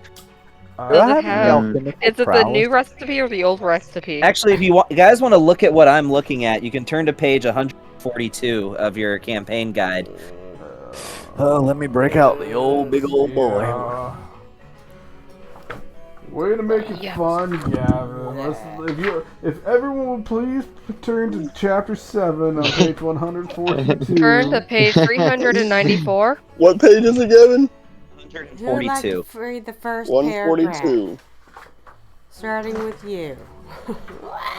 As well as, I mean, I don't know if anybody needs some condoms, but there's some Yankin' Foxes and some Spud Zippers and Splungin' Lunges and McFockin' Steefs and God. G-Scotches as well. The cheese con. Bruh. Bro, I'm sorry, Gavin, but this is probably the like. I wish there would have been an entire page worth of bullshit for this. This is beautiful. Oh my I will god. get a hodgepodge of the first paragraph of page 142. I'm gonna grab some Pixie. Miscellaneous. It's 75%. Okay. Well, I just want some I'm Whiz getting enough Fizz. for, I want like- some Whiz Fizz. I'm getting enough for everybody. Like I'm Whiz getting, Fizz is fruit flavored soda. What fruit? So, You'll never know, but you it's tell me fruit. how much it's gonna cost to get enough of this for everybody. No, I found it, baby. Mountain Mist. I'll just say that you'll have. We'll just make it nice and simple. Snacks for the entire rest of the ride for everybody, 3 gold, Oh my Okay. god! All right, and you All just right. got pretty much whatever you want on this page. I already covered it. So boom, got it. You gonna cover it? I was He's gonna just pull it out of walking the out group, with Blue. literally like his robe is You went like grocery pulled up. shopping. Like 6 Yeah, days. like the robe's pulled up to make like almost like that Halloween, trick or treating bag all out of it. And he's just walking out with his arms and shirt full of just random shit Hey. that's gonna clog everyone's cholesterol. The guy that's selling spam, does he also have like hardtack? Hardtack. Oh god. What's that? Well, like the elven bread in Lord of the Rings. Llama? Oh yeah, lambus bread. Yeah, that's just hardtack. It's just cured and hardened bread, so it's like it's like a cracker, but it's Lasts not. forever. It's like a soft. Yeah. Thicker. Yeah, it's like a And soft Let's cracker. just say it's called lambus pambus, and it's in a little plastic package. Yeah, that's all They- nesting gets: spam They have and an equivalent It should be bread. called second Okay, breakfast. you know the spam glows. Just letting you know that ahead of time. It Glowing glows. spam. Yeah, it glows. That sounds better. So Yeah, if we yeah, I eat get a it couple as the pieces. sun's I going mean, down, I'm not we gonna can lie. see it. I'm very going down curious that road. about how it makes your poop come out. Yeah, dude, that'd be awesome. We could Alright, glow sticks. alright. And I'm supposed to be the stoner of the group saying these Glow things. sticks. No, glow shit. Glow shits. The glow shits. Alright, time Glow to go. shit That's, I'm like, alright. God's like, the. Hold on, I'm too sober for this, guys. Come on, come on. Herd of cats on our way. As Flora Sister hits another hit of her freaking pipe. As you're passing by the Baron's Burgers, you hear a voice that's like, "This is Baron's Burgers, home of the Baron Burger. Can I take your order?" I knew he was gonna Yes. do it. Didn't we Yeah. talk about that a little while back? Oh my god. Does he have like the equivalent of Vienna sausages? Ooh. It is a different shape of the Davison brand iridescent meats with a slightly different flavor, but yes. So it's. Does it? Is it a It also glowing glows. fallacy shape? The loaf glows blue. The sausage glows purple. Yes. Oh. Jesus Christ. We're having way too much All fun right, with kids, everyone in the car. Everyone in the car, come on. See, I wanna- Lucas with like nachos and a Slurpee. No, Anand is gonna grab one of the purple cylinders and just fly it through the air like. Okay. All right, kids, everyone in the car. I'm supposed to be the come on. stoner of the group doing this. What the fuck? Come on. Oh, God. I got a quick thing. In Okay. fact, here's what I'll do. Because I really want to get Mr. Pibbles to get his worth out of this session, apparently. So, obviously, he ended up having to leave the bar and come with me when we left the bar. Yes. But I will say Mr. Pibbles stays at the gas station. He's just going to hop out and chill right out the front door. And as we leave, and I've dumped out my gajillion and two snacks out there, I'm just going to chill and eat my knockoff Funyuns. And I'm going to look through his eyes as we go and watch out Mr. Pibbles' eyes just to see if there's a chance someone might be following us and comes up behind us to the same gas station. Because we seem to have enemies from where we're coming from. Okay. You give it a while, and you don't really notice anybody pull up to the gas station. As far as you can tell, it doesn't appear like you're being followed. What you do notice, and you all noticed that when you were at the gas station too. In fact, you're kind of still there, I would say, if you wanted to be. There does appear to be a group of adventurers that have set up camp at this rest stop, and it's 5 individuals. They all look like elven females. 2 of them appear to be identical twins of these high elven females, both carrying double blades, as well as what looks to be like a wood elven ranger type wearing like a button-up like forest green shirt and like white shorts. There's I'm also... walking up to the twins that have the double blades. Okay. And you hear them as you're walking up. They're all just carrying on. It's like, the ogre! As they're talking about, like, just laughing and obnoxiously with a goblet of wine in each of their hands about this contract they just did. Hello, ladies. As I'm going to just tip my hat and take a slight bow. They look at you and just say, "Well, hi there. I Do you want something?" I was just admiring your lovely blades. Yeah, see, and one of them, so you can tell that they are identical twins, and they both have, like, long red hair. But one of them definitely appears to be more clad with, like, function over fashion, just wearing, like, thick, tough leather, yeah, I mean, no revealed skin with, like, just a couple armor plates here and there, while the other one appears to be more nimble, and she's wearing, like, just a leather vest, sleeveless, with just regular, like, leather pants and boots. They both appear to be wearing, like, just sort of, like, a couple bracelets, earrings, stuff like that. And the one that speaks to you is the one that appears to be more nimble. We're the Sarensteel sisters, and we are Illustrious Caress. Illustrious caress. Lovely name. So, how well do you know Wait, how to oh. use that? Illustrious caress. Yes. It has been far too long. As I'm going to pull mine and kind of just spin it in one hand.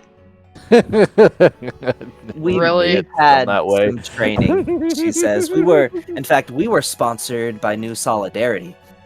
Ooh. We got our start right here in Falthansia, in Illuminarius. Nice. Nice. We started in Volcalas. Really? This is the other one speaking up. She says, and almost like she didn't mean to sound as excited as she was, and then her face goes plain. And what business did you have in Volcalas? Helping them out. I'm just gonna kind of pull my badge and show their badge, and then put it back. Never seen a badge like that before. As she pulls out hers, and hers is like this regal kite shield with like diamonds and rubies around the side. Very over the top, just like Lumen. Right. Gee. That's the point. That's why we took the job. That's why I took the job. Did you now? One of the Well- reasons. What town is that badge from that you carry? Give me a second. Because Lux. Callum Lux.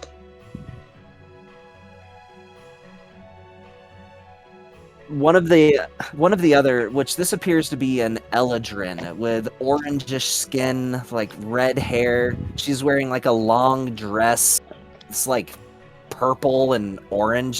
She just looks weird. She's an oddball, and she gets her face right up to yours, and she's like, "You look funny." As do you. She just like keeps staring at you awkwardly. Hey, Lucas. What's up? I mean, How old are they? are you going to kiss and make out with me being this close? Or are you just going to continue I to was waiting stare? She ignores you and she says, "I'm Shelia. It's nice to meet you." You see that she has sort of an idol that appears to be hanging from her neck. Captain Raven Sailwind. Too young or too immature for what's going on here? She just looks at you and she just scratches her head. "You're a pirate."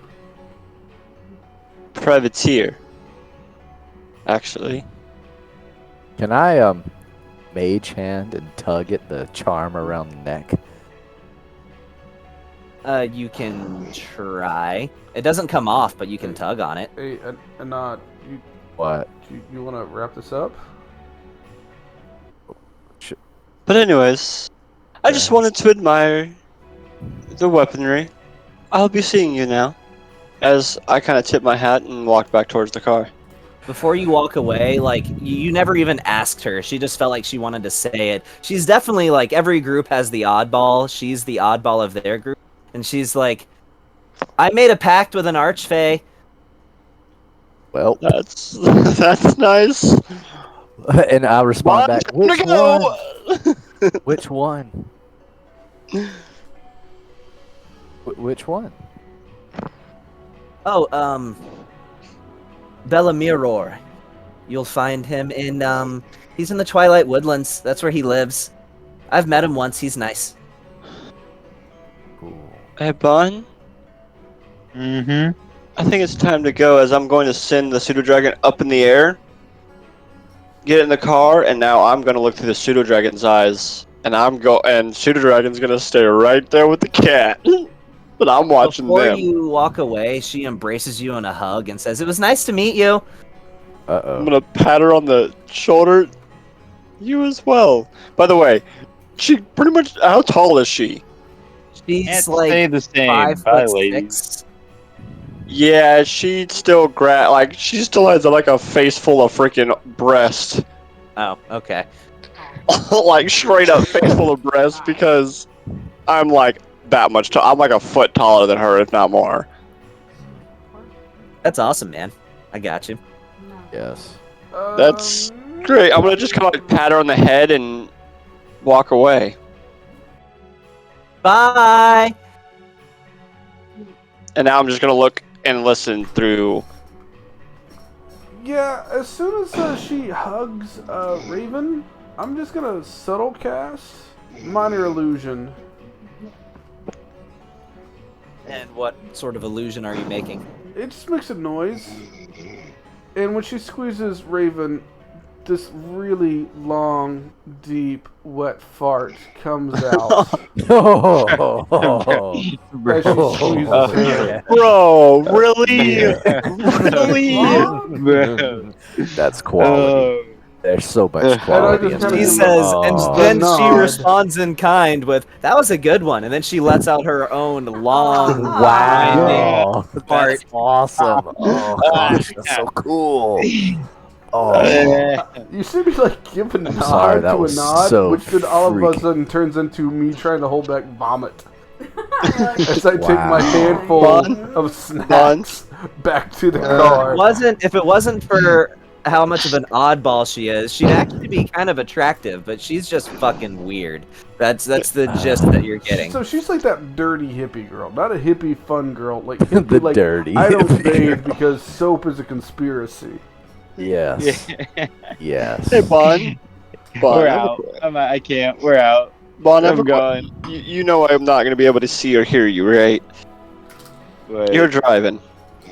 okay. All right, and I'm just gonna watch their group. The pseudo dragon's just gonna kind of like sit in the tree and camouflage itself and watch. Okay. Yeah, no, she goes and sits back down with the rest of her party, and while the rest of them are talking and laughing, she's doing this like wide, like open mouth smile, not saying a thing, but looking back and Open-mouthed. forth between each of them. Like she can't go more than a second without looking at each individual party member. So her head's just sort of wildly like waving back and forth, like she's trying to look at every single person at the same time. That's terrifying. This is great. I feel like you're describing me when I'm I- absolutely ridiculously high. Fuck. I'm taking off before we can even do anything else. I'm gone. Why? Come back. And when we get about a good 60 feet, I'm just gonna have the pseudo dragon trail behind the freaking car, like sit on the top of the car and just perch and watch our backs. Yeah, it's kind of the same deal. The familiar thing only lasts to 100 feet, so once we book it, it's to see if anybody's kind of immediately behind us. So once we're 100 feet out, Mr. Pibbles just pops back over to me. Yeah, you don't appear to be being followed. That was just a regular adventuring party. You notice when they flash their badge that they are silver ranked. A regular part. Yeah, okay. Do the Nothing stones, regular the about them, jewels but- mean That being anything? said, you guys being already silver ranks, like silver ranks make up like 10% of the Heroes Guild. Most people pretty much get stuck at bronze. That's So, because we're monsters. granted, there's also gold and platinum, so there are ranks above you, but most people kind of stay stuck at bronze. Yeah, It's that's sort of mostly just nepotism and assumed sexual that favors, once so, you I mean, get like, to be honest, silver- we're where we need to be. Yeah, it's sort of assumed that once you get to silver, that those are the legitimate. Yes. And I'm gonna say, when Bond gets to his point, I'm gonna take over. Okay. I'm not gonna have to watch through my pseudo dragon's eyes. She'll just squawk, and I'm going to do my 4 hours of reverie. Gotcha. Revere right, sounds good. these. So, Long rest. yep. So it's about 8 o'clock in the morning. You've been driving all night when you finally see yourself enter a landscape that is starting to get increasingly hilly until you finally see what appears to be this large spiraling mountain with this city that appears to be completely made of steel and iron and brass sitting atop of it. There's a thick layer of smoke and vapor that's just hovering in a cloud above this city that's perched atop this mountaintop. And you recognize this to likely be Pulsloft. As you approach the city and as you begin the winding drive up the mountain pass, you're sort of startled for an instant by a very loud noise, which you look up and you see a bullet train pass right over your heads, going from Pulsloft to Deagboldor, which is a dwarven city that can be accessible by just a couple-hour bullet train ride from Pulsloft. This city is one of the leading technological capitals in the world. Pulsloft was originally a gnomish. However, over the past century, it's become increasingly diverse. While it does have a disproportionately high degree of gnomish citizens, there's plenty of humans, elves, and many other races who are represented there. To the point where it's pretty much just a heritage thing now, and people even consider it to be a gnomish city. After just probably 10 or 15 minutes of spiraling up this mountain, you get to finally the first straight road that you've seen in about an hour, where that leads directly into the heart of the city. And as you enter the city, your speed has to reduce significantly because there is traffic galore, as you find yourself stuck in traffic after just a short distance of entering this city. Looking to your left and to your right and up, there's plenty of automatons flying through the air, airships, the various buildings as you appear to just function off of clockwork and gears itself. As you see these brass cogs that spin and connect to some sort of machinery, you'd have to follow a long trail of them to actually find the source. There's an overwhelming cacophony of honks and yells as you make your way through the city, as it's very busy. Plenty of traffic lights as you have to stop routinely for people to cross the road. And for someone who is not used to this sort of thing, the city can be sort of overwhelming to behold.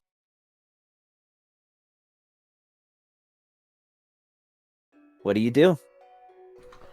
Just to clarify, I know the dude told us to go to Plus. I'm looking at it where it is. To Pulsloft. Pulsloft.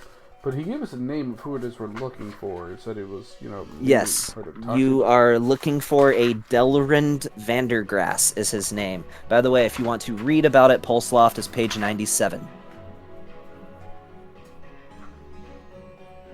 So, I'm sorry. Delrind Vanderwood? Here, I'll type it. Do we get any more information aside from just a name? He's a near miser. But we didn't get like a location or anything like that. You were just told that you would not have difficulty finding him. And after about a 20-minute drive into this city, you see exactly what he means. As you see this brass structure where it's almost like they tried to create an artificial hill with, again, more winding road to what appears to be this. It's not large, but it would be comparable to a large home or a small mansion that is tucked away next to a large factory with Arcanatech displayed on it in big letters.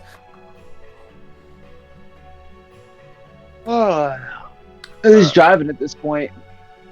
I am. Okay. Two things. One, as we're on the way into the city, I just kind of want to keep an eye out for the lay of the surroundings, kind of so I can see where things are in case we need to try and find stuff later on. But two, did you say we got a long rest, or were we not able to in the moving car? I'll say you've had a long rest. You can just RP the deficit, yeah. but you're definitely aching and you're definitely hurting and sore from the ride. But I'll give you the benefits of a long rest. Oh man, that's good because I was fucking almost tapped out. I had a couple level 1 spell slots and 1 luck point left. That was rest. Power. Thank God. So if everybody could you can long rest yourself. You do that by just, what, I can do it in the combat tracker. I can long rest you all. Okay. Long rest me, Daddy. Long rest me, good time. As Anon feels his... I feel the time flowing back into me. Yes, you feel that. Whatever that feels like, you feel that. Yeah. So, you head towards this mansion? Yes. All right. As you approach the mansion, you do see that it is surrounded by a gate with sort of a call box at the entrance to this gate for you to, with a very obvious button to press. I hit the button. And you hear this voice over the call box and says, "For the last time, you TCM bastards, I have nothing else left to say." I'm not TCM. Who are you? My name is Raven, and I was sent by a Valoran. I don't know any Can I- Paladin. Jakar- How many Mr. of- Cru- How many of Jakarta? them are? How many of there are you? 7. And what do you 8. want? Also, We needed to speak with you.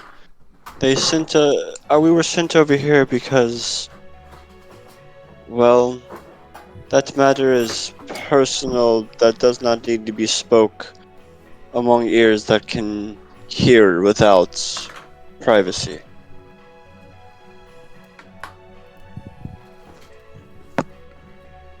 Just a moment.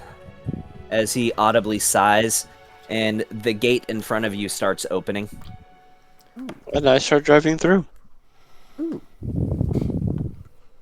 So it's just a few hundred feet, fairly long driveway, but you arrive to this brass mansion, large set of double doors, as this is clearly a place of invention. This is clearly a place of arcane research, as the building itself has sort of a glow to it that definitely is accented by the reflectiveness of this brass building.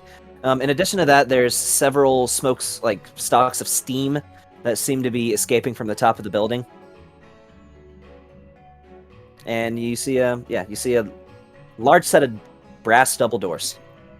I get out the car, kind of crack my back a little bit, reattach my sword.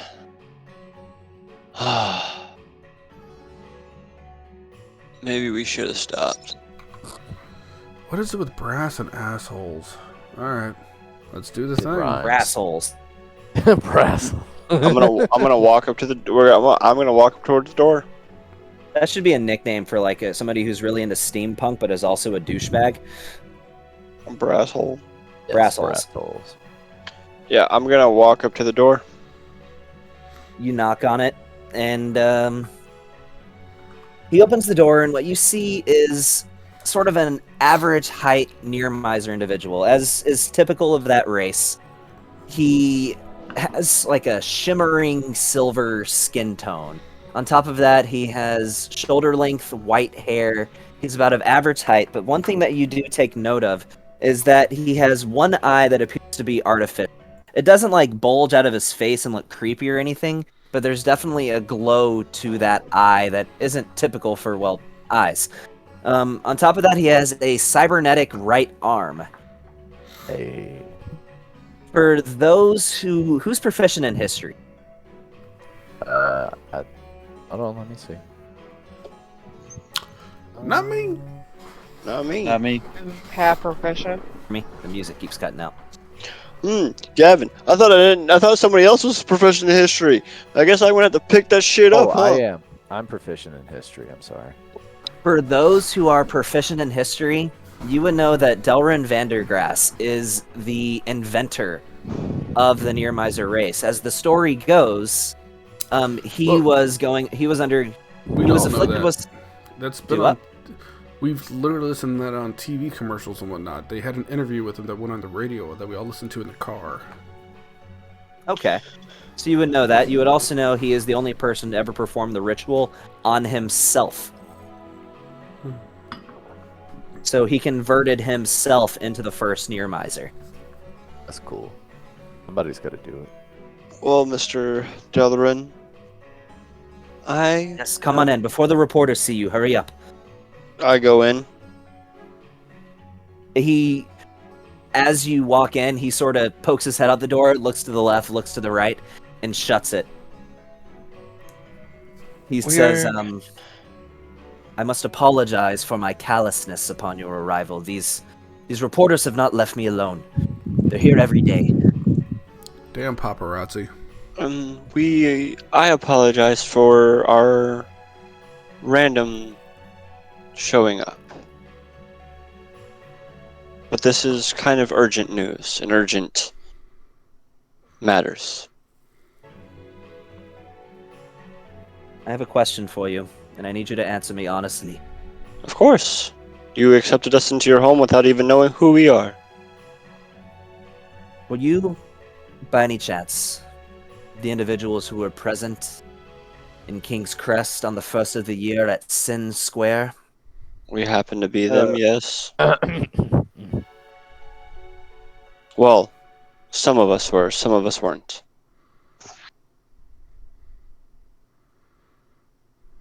Here, take a seat. Would you like anything? Ale, coffee, tea, water? Coffee would be nice. None would like a coffee.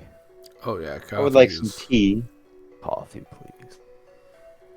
Of course. I must introduce you. This is my husband.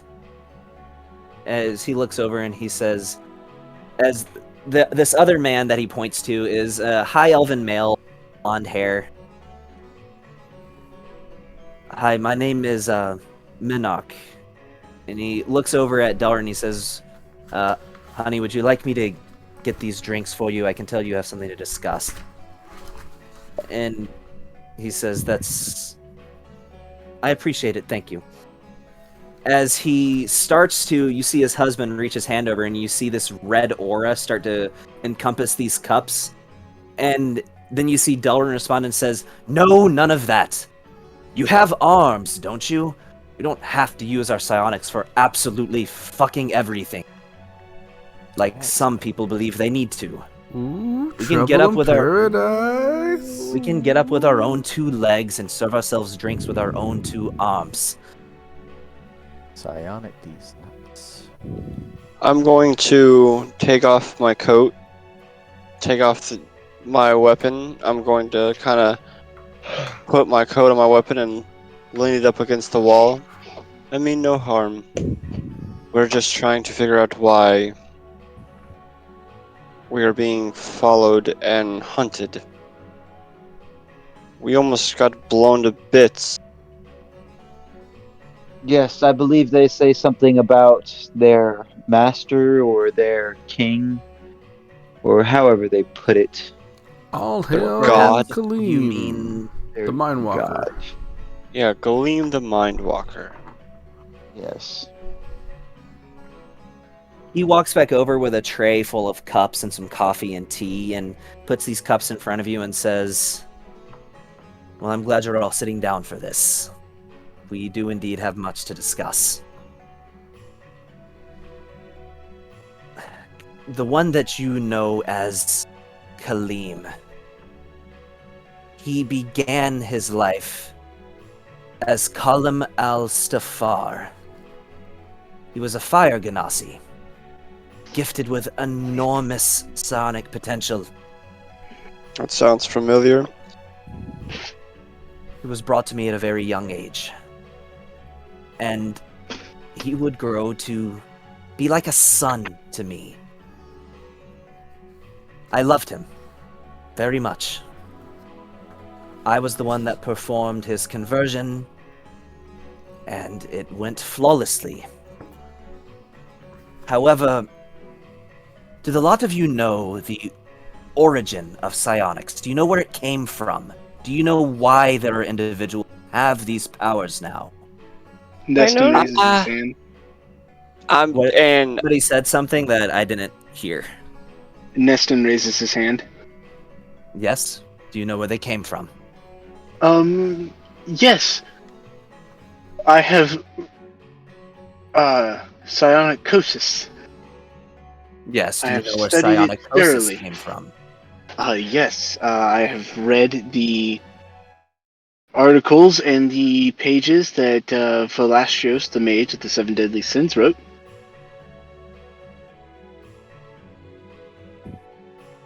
The true cause of psionicosis, The day of convergence 112 years ago when the mad god Zeus was slain by the 7 deadly sins. Do I notice anything as far as like his mannerisms or speech habits or anything or body language? So Give me an see if he insight check. do. By the way, at this I point, accidentally clicked it twice. while Okay. she's looking up for that, Raven is going to be kind of sitting uneasy. Okay. So, what you're able to gather from that 14, you sense a degree of sorrow in his mannerisms and the way he carries himself, as if a very heavy weight is weighing upon him right now. And the fact that he just mentioned that this Kaleem, as you know him as, was like a son to him, it's sort of easy to imagine why. On the day of convergence 112 years ago, when Zeus was slain, the remainder of his spark was split. It peppered this world in its essence, which caused individuals who were exposed to a shard of this spark to develop divine powers. Now, these shards were microscopic, as we've come to learn, so it was rather random as far as who was afflicted, but now every individual with psionic powers carries with them an infinitesimal piece of the divine spark of Zeus, and that spark can be passed down to their ancestors. This is why it is so common for psionic individuals to have psionic children, which is why it is also common for if there is only one, they will only have one psionic child. For if you have a pair of psionic parents, then they can in fact pass down 2 of these sparks and have 2 children with psionic powers. Mm-hmm. Somehow, some way, Callum was born with multiple fragments. His connection to the fallen god Zeus is stronger than any mortals has ever been, which of course led to a much more severe case of psionicosis. He barely survived. Of course, the procedure went flawlessly, but I've never seen a more weakened and malnourished individual that I've had to treat and perform this ritual on. This boy can't be more than 4 years old, weighed roughly 15 to 20 pounds, if you can imagine that. It was quite a bad case, and I took a special interest in him. Now, Kaleem has no living parents remaining. As far as what happened to them, I do not know. I've heard stories about an accident regarding his powers that unfortunately resulted in the deaths of his own parents, but even now I still believe that was not intentional. Well, if that's the inhibitor chips. Yes, he doesn't need one, is the problem. I've never seen anything like it. The Nearmiser conversion was all it took. Granted, I must admit, and this eventually inevitably led to our falling out with one another. He spoke of some troublesome rhetoric upon his conversion. He spoke of ushering in a new age. He spoke of Nearmisers and psionics being the next stage of evolution, and that he questions the value of life, not withstand a spark in the first place. This frightened me, of course, and which is why I never let him know that he did not need his inhibitor.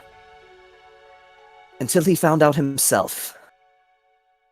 That's, of course, angered him greatly, and well, that is what happened to my eye, at least. So, I'm sorry, but why is it that he doesn't need an inhibitor? I do not know. Perhaps the fact that he is the only mortal to possess multiple fragments. Perhaps it is his sheer force of will. Perhaps it is some rare evolutionary development that has resulted in an individual that no longer needs one, but it is very troubling. And on top of that, his grand plan is that he wishes to convert the entire world. Now, there are several things that he needs to do this.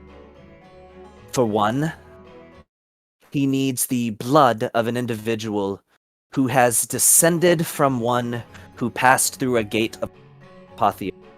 He needs 2 samples from 2 different individuals. I'm sorry, DM, you kind of broke up there. Can you repeat that? He needs the blood from 2 individuals descended from a god who attained godhood by passing through a gate of apotheosis. I wonder who that could be. And on top of that, he needs the body of Zeus himself, which is currently being held under God at an undisclosed location that, frankly, I do not wish to tell you, for if he were to capture you, I worry that he might extract that information from you. But if he is able to acquire the body of Zeus, he can and will do it. He will convert every single person on this world into a near miser, and only psionics can survive the process, which makes up less than 1% of the entire population of the world. Hey, Gavin, I just got a quick question. What's that? When we killed Zeus, we were all immediately ran out of deep space back into the material plane. His body didn't come with us. It did. No, It Yeah, it did. Aaron carried it and buried it, and then built a shrine on top of it. Oh, the body. Oh, okay. I thought you meant his demonic form. Good job, Aaron. You put all humanity at risk. You risk again. Raven's going to stand up, grab her coat, or put a weapon on her back. And is there like a balcony area? There is. And she's just going to walk outside. And This almost seems like if people would have in Velasios's exports on the Battle of Tony. Convergence, I wasn't. he proposed genocide of the entire Hold on, psionic ghosts species. Almost seems like that would have been a good idea. Hindsight. What were you saying, Raven? As she passes Delarin, we need to speak after you're done with them. I still Alone, need to speak with you as well, privately. of course. Is there... And she's just gonna put her hood up and walk outside. Callum, as you know him as Kaleem, he was always a very cunning individual, and I still believe we have not uncovered all of the reasons for why he requested your presence in Glimwood Rest. You see, after he left me, he performed the conversion on himself once more. As for the reason, I do not know, but I do know that it changed his appearance, which is how he has gone undetected for so long.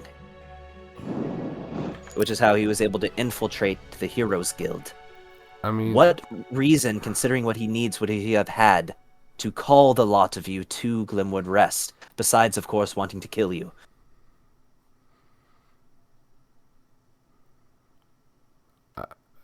I'm just curious of why he hates all humanity. If he wants to kill all but 1%, like, it sounds like he's intelligent enough to know what that's going to have, the repercussions of that. So, why would you, in your opinion, if I might ask, the person that raised this Antichrist, why would he want to just raises kill an all eyebrow and- 99% of people? Well, In his also, mind, in his twisted I'm just going to throw it out there. ideology, I don't think he knows what Antichrist means, so... that's why I said he raises an eyebrow and Yeah. tilts his head when you say that.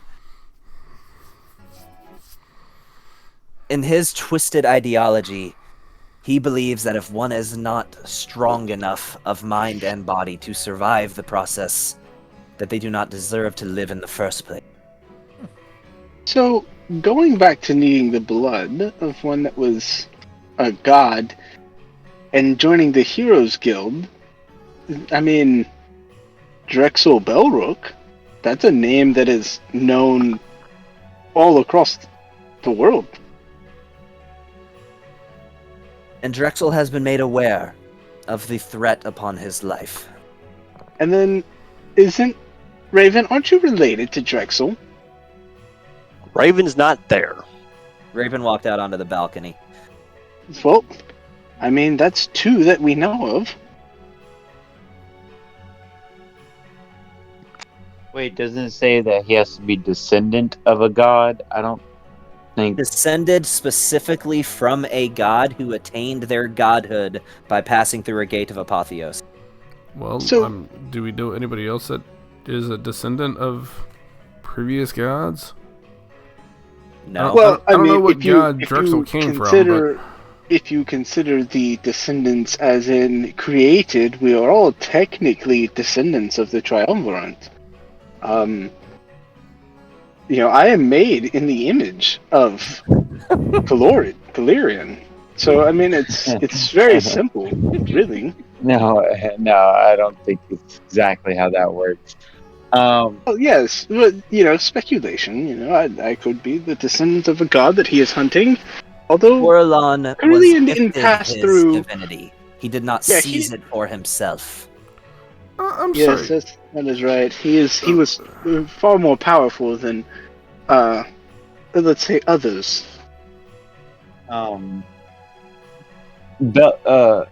Drexel Belrook is descendant of the Angel of Death. Yes, we are aware of this. The world's Well, governments have already been Lucas taken asked me. steps. Oh, What? yes. Lucas, Drexel Lucas, Belrook can you is a ask? descendant of the Angel of Death, Shiziki the God King. Who? Your last character in the previous campaign. Quality.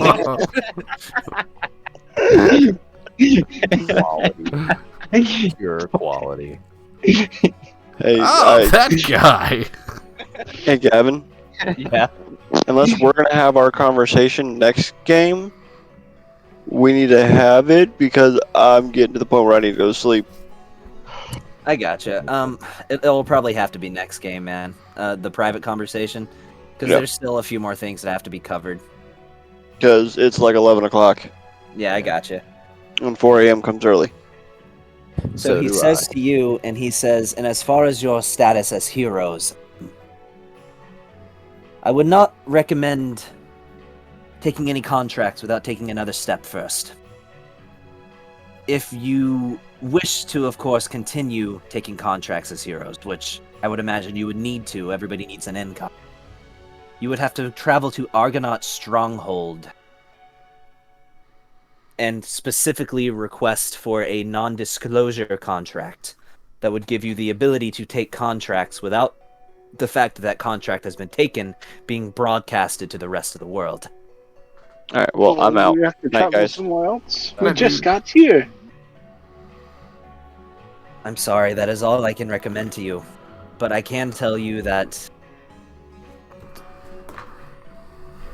Callum does not stop. He will never stop coming for you. That I can tell you. Until you are dead, or until he is dead. This nightmare for you will never come to an end. As much as it pains me to say this, you must continue gathering your strength. What? Because we Because stopped them from destroying a birthday party? He views you as a That was threat. very rude. That was before we even knew who he was. And now he wants you dead. For what? He ruined my birthday. It was a nice party. You weren't even there. But thank you. It wasn't nice. A lot of people died. I mean, I'm just throwing it out there. This guy really does not know how to let little things go. Cry over spilled milk. What? Because he didn't get to make a big tantrum at a birthday party, now he's gonna murder the people that ruined that for him? Come hell or high water? This is only conjecture. I imagine there may be other reasons why he is pursuing your party. Non's like, I have no idea. It could be our connection to Belrook. But I do know. Look, he has gone mad with the power that he has accumulated. We are truly trying to explain the mind of a madman. But he has decided that in order for him to achieve his goal, the lot of you die. Can I... I'm sorry, I'm still trying to play catch up with all that's... It's been a long couple days here. I've been attacked by robot people, by vampires, by... Not robots. Sure. What... Yeah. Your synthetic androids, butt buddies. I don't know, man. I'm not one to judge. I don't know what you want to call yourselves. I don't know what pronouns to throw at you. I just throw it out there. Look, I just showed up here, and you're telling me that you need us to kill your adoptive son that's become a madman. So, can you give me a tip, or us to what is he not like? Does he have a fear? Does he not like enclosed spaces, or I don't know, water bugs? He has a big aversions to the dark. I don't know.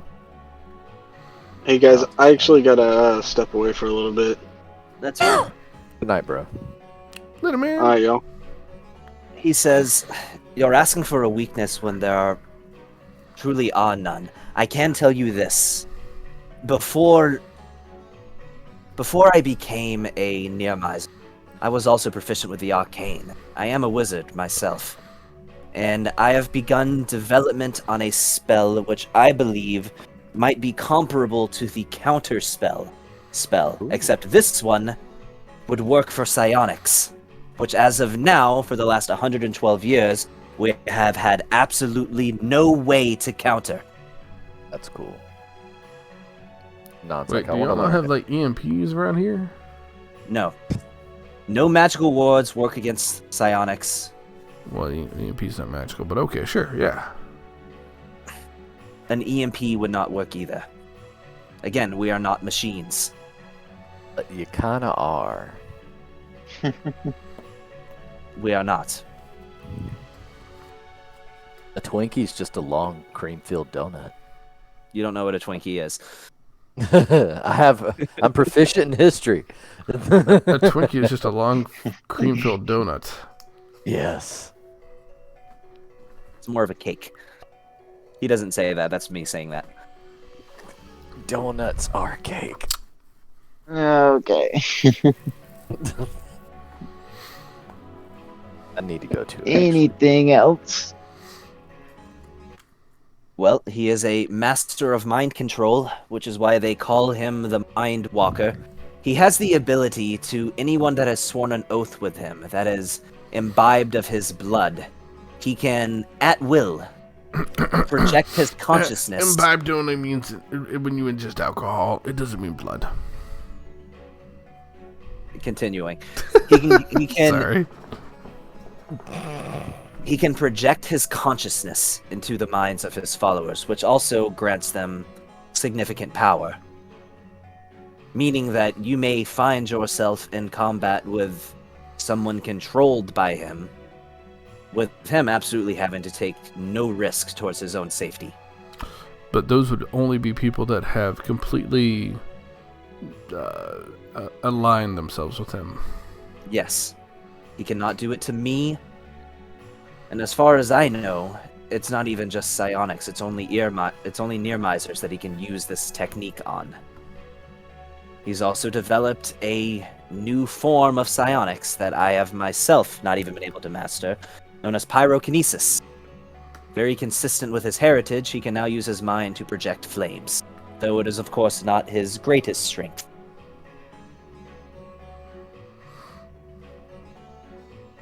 well. But he is immensely powerful. I can tell you right now, if you were to encounter him and attempt to subdue him in battle now, you would most surely die.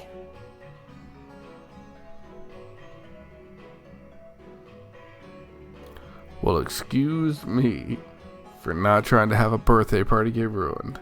And now I have to fight the guy that's trying to burn the world to the ground and kill 99% of humanity. Well, not that of just 99% could humanity. be us, so we might as well do what we can to take them down. Also be mindful of the fact this is all information that you're not supposed to know. But frankly, at this point, I no longer care. Look, you seem to be a nice guy, and I apologize we intruded on you and your husband trying to have some nice tea time. But this is a lot for us to take in. You have to understand that. Of course. Is there anything that you can give or point us in the direction to help us out with this? Because you literally just told us we basically need to go and kill your adoptive son to save the world. And I really just wasn't ready to take that on yet. I haven't even finished my coffee. Well, I can tell you this. One interesting little piece of information is that his sister happens to be the Nar Shaddaa. I don't even know what that is. Every generation there is a individual born among Fire Ganassi who is gifted with strong magical powers, and pyromancy is what they call themselves. And his sister is the current holder of the flame of their people. Alright. Look, I don't mean to be rude, but I don't know if you could tell. I'm a witch. I don't really dabble in other people's cultures. That's not what we do. What does that exactly mean? She has more fire. Well, yeah. His sister's name is Vishna. The current Nar Kadar. They, as historically the Fire Ganassi people of New Brass, they like to brag that the Nar Kadar always ends up being a great inventor, great diplomat, great war, just somebody who has a positive influence upon the world. And do they get along? Do they know each other well? Are they allies, enemies? Let's put it this way, his sister is currently in protective custody. I do not believe he has amenable intentions towards his own sister. Yes. So if she's in protective custody, which is kept secret, do you know where she's at? I do. It's not that I do not mind telling you this information. I fear that if you were to be captured, if you were to be confronted by him, that he might extract the information from you. His abilities when it comes to mental manipulation are truly frightening. Well, I have my own mental manipulations and whatnot, but you gotta have... If you're gonna put us on this battle, you gotta give us some kind of an arsenal. It's either gonna be a place where we can get more information, or some means to be able to combat this.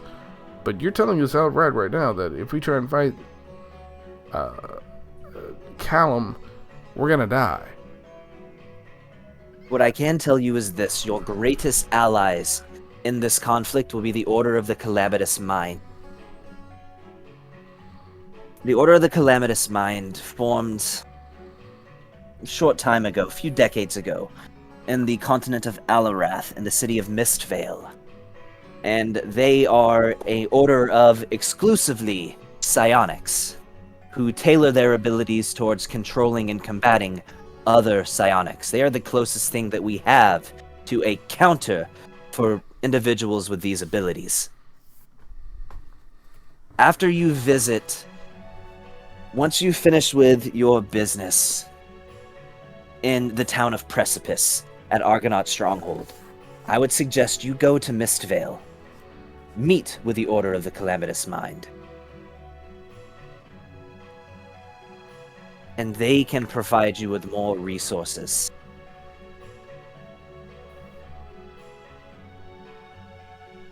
I'm sorry, I wish there was more that I could tell you.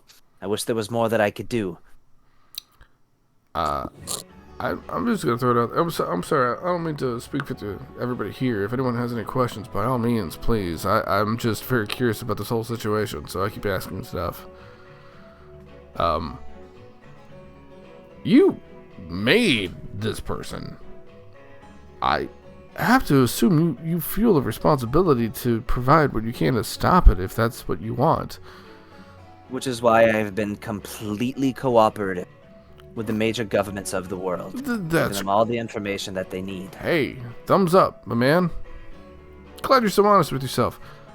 I'm not trying to hold it against you. I'm just saying, you made it clear that if we try and fight this guy, we're gonna die. Is there nothing else you can give us? A little extra oomph to make it so that we don't just, walk out and be like, yo, Kaleem, splat, splat, we're dead. You get what I'm saying? It seems problematic if we just die going up against this guy. Can you give me something to help me survive? What do you want from me? What you got? I don't understand how psionics work. You're the expert here. You've made this person out of regular fire genasi. Don't you have something to be like a counteractive agent to this? I get that you finally found a counterspell type of situation, but is there not a weapon, a spell, or something that you might have to happen to give us a little extra advantage to this? At this point, he appears to be sort of losing his patience. No, I'm sorry, I don't. There's nothing else I have. I'm working on the only solution that I have. And this is a complex spell. I hope to finish it soon, but I don't know when it... When it is, you are welcome to a copy of the scroll. I mean, you invented psionics. I imagine you have to know some type of... And I never invented a way to unmade them. I never made a way to unmake them. Once you are a near miser, it is permanent. Sure, but I mean, do you not, I don't know. Once you become a near miser, you just dislike folk music? I don't know. Of course not. There is nothing that changes who you are when you become a near miser.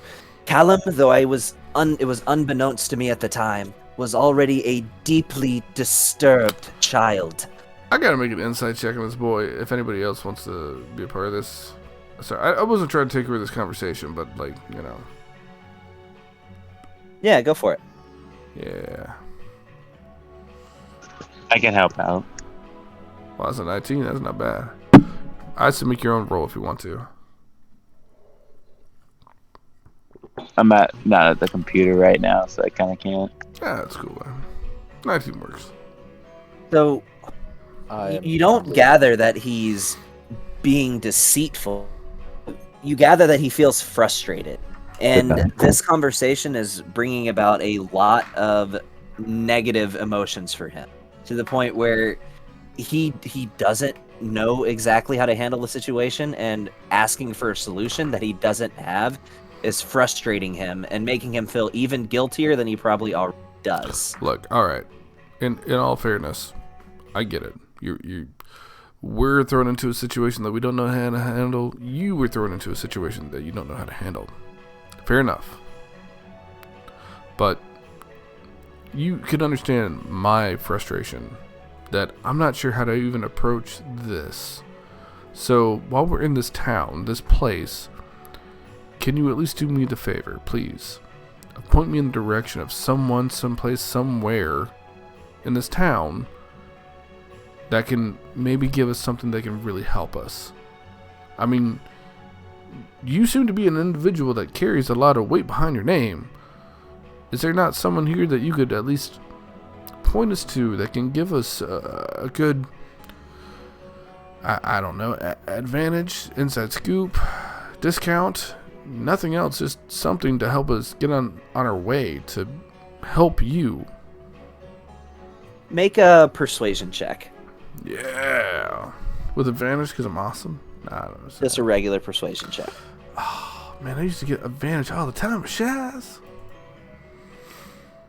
Oh, we gonna have to throw a luck point on that. I can't take that.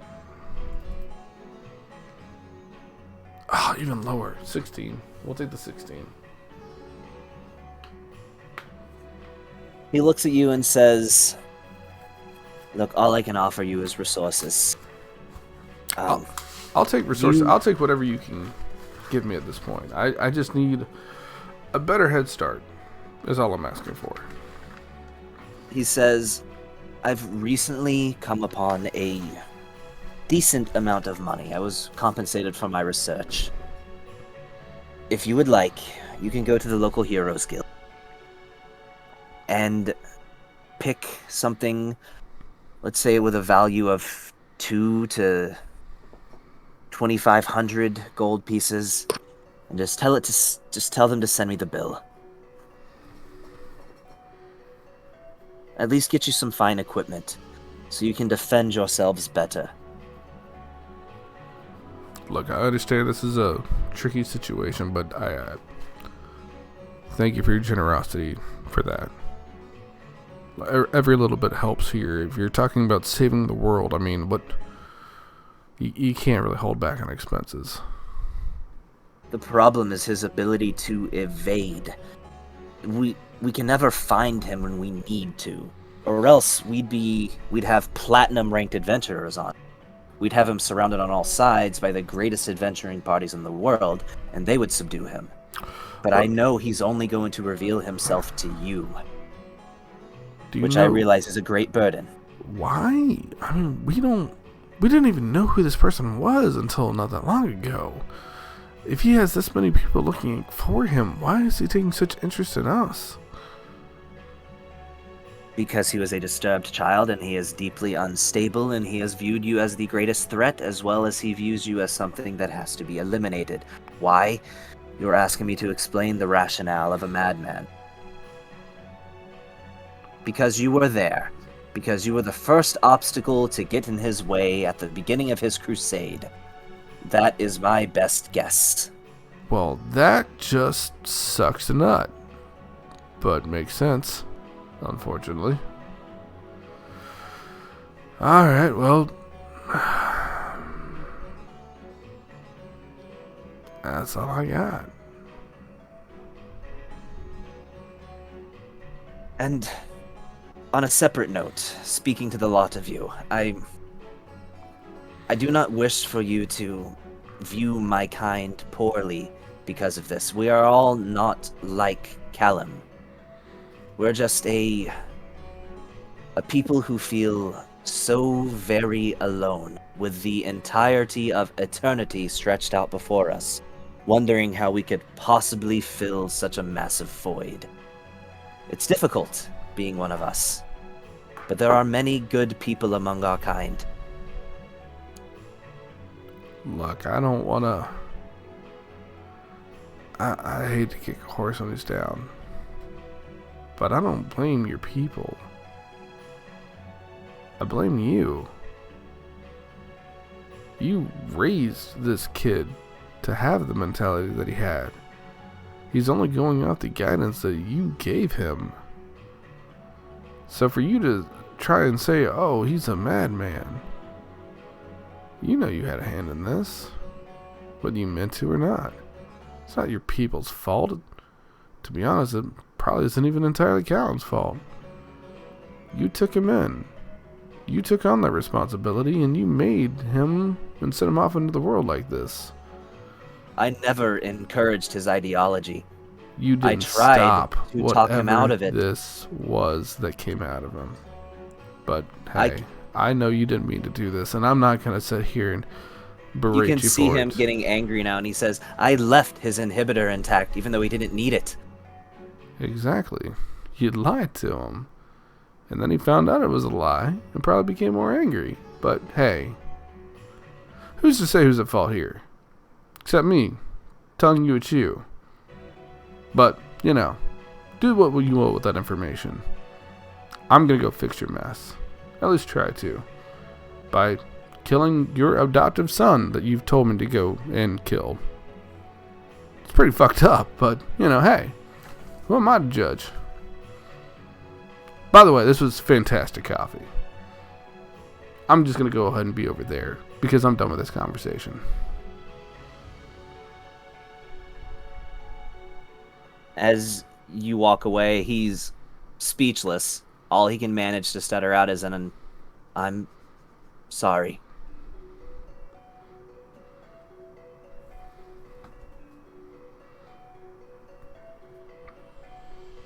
And I feel like this might be a good point to call it for the night. That works. All right, so I just told you guys the main plot now. Coo. And I will kill the recording.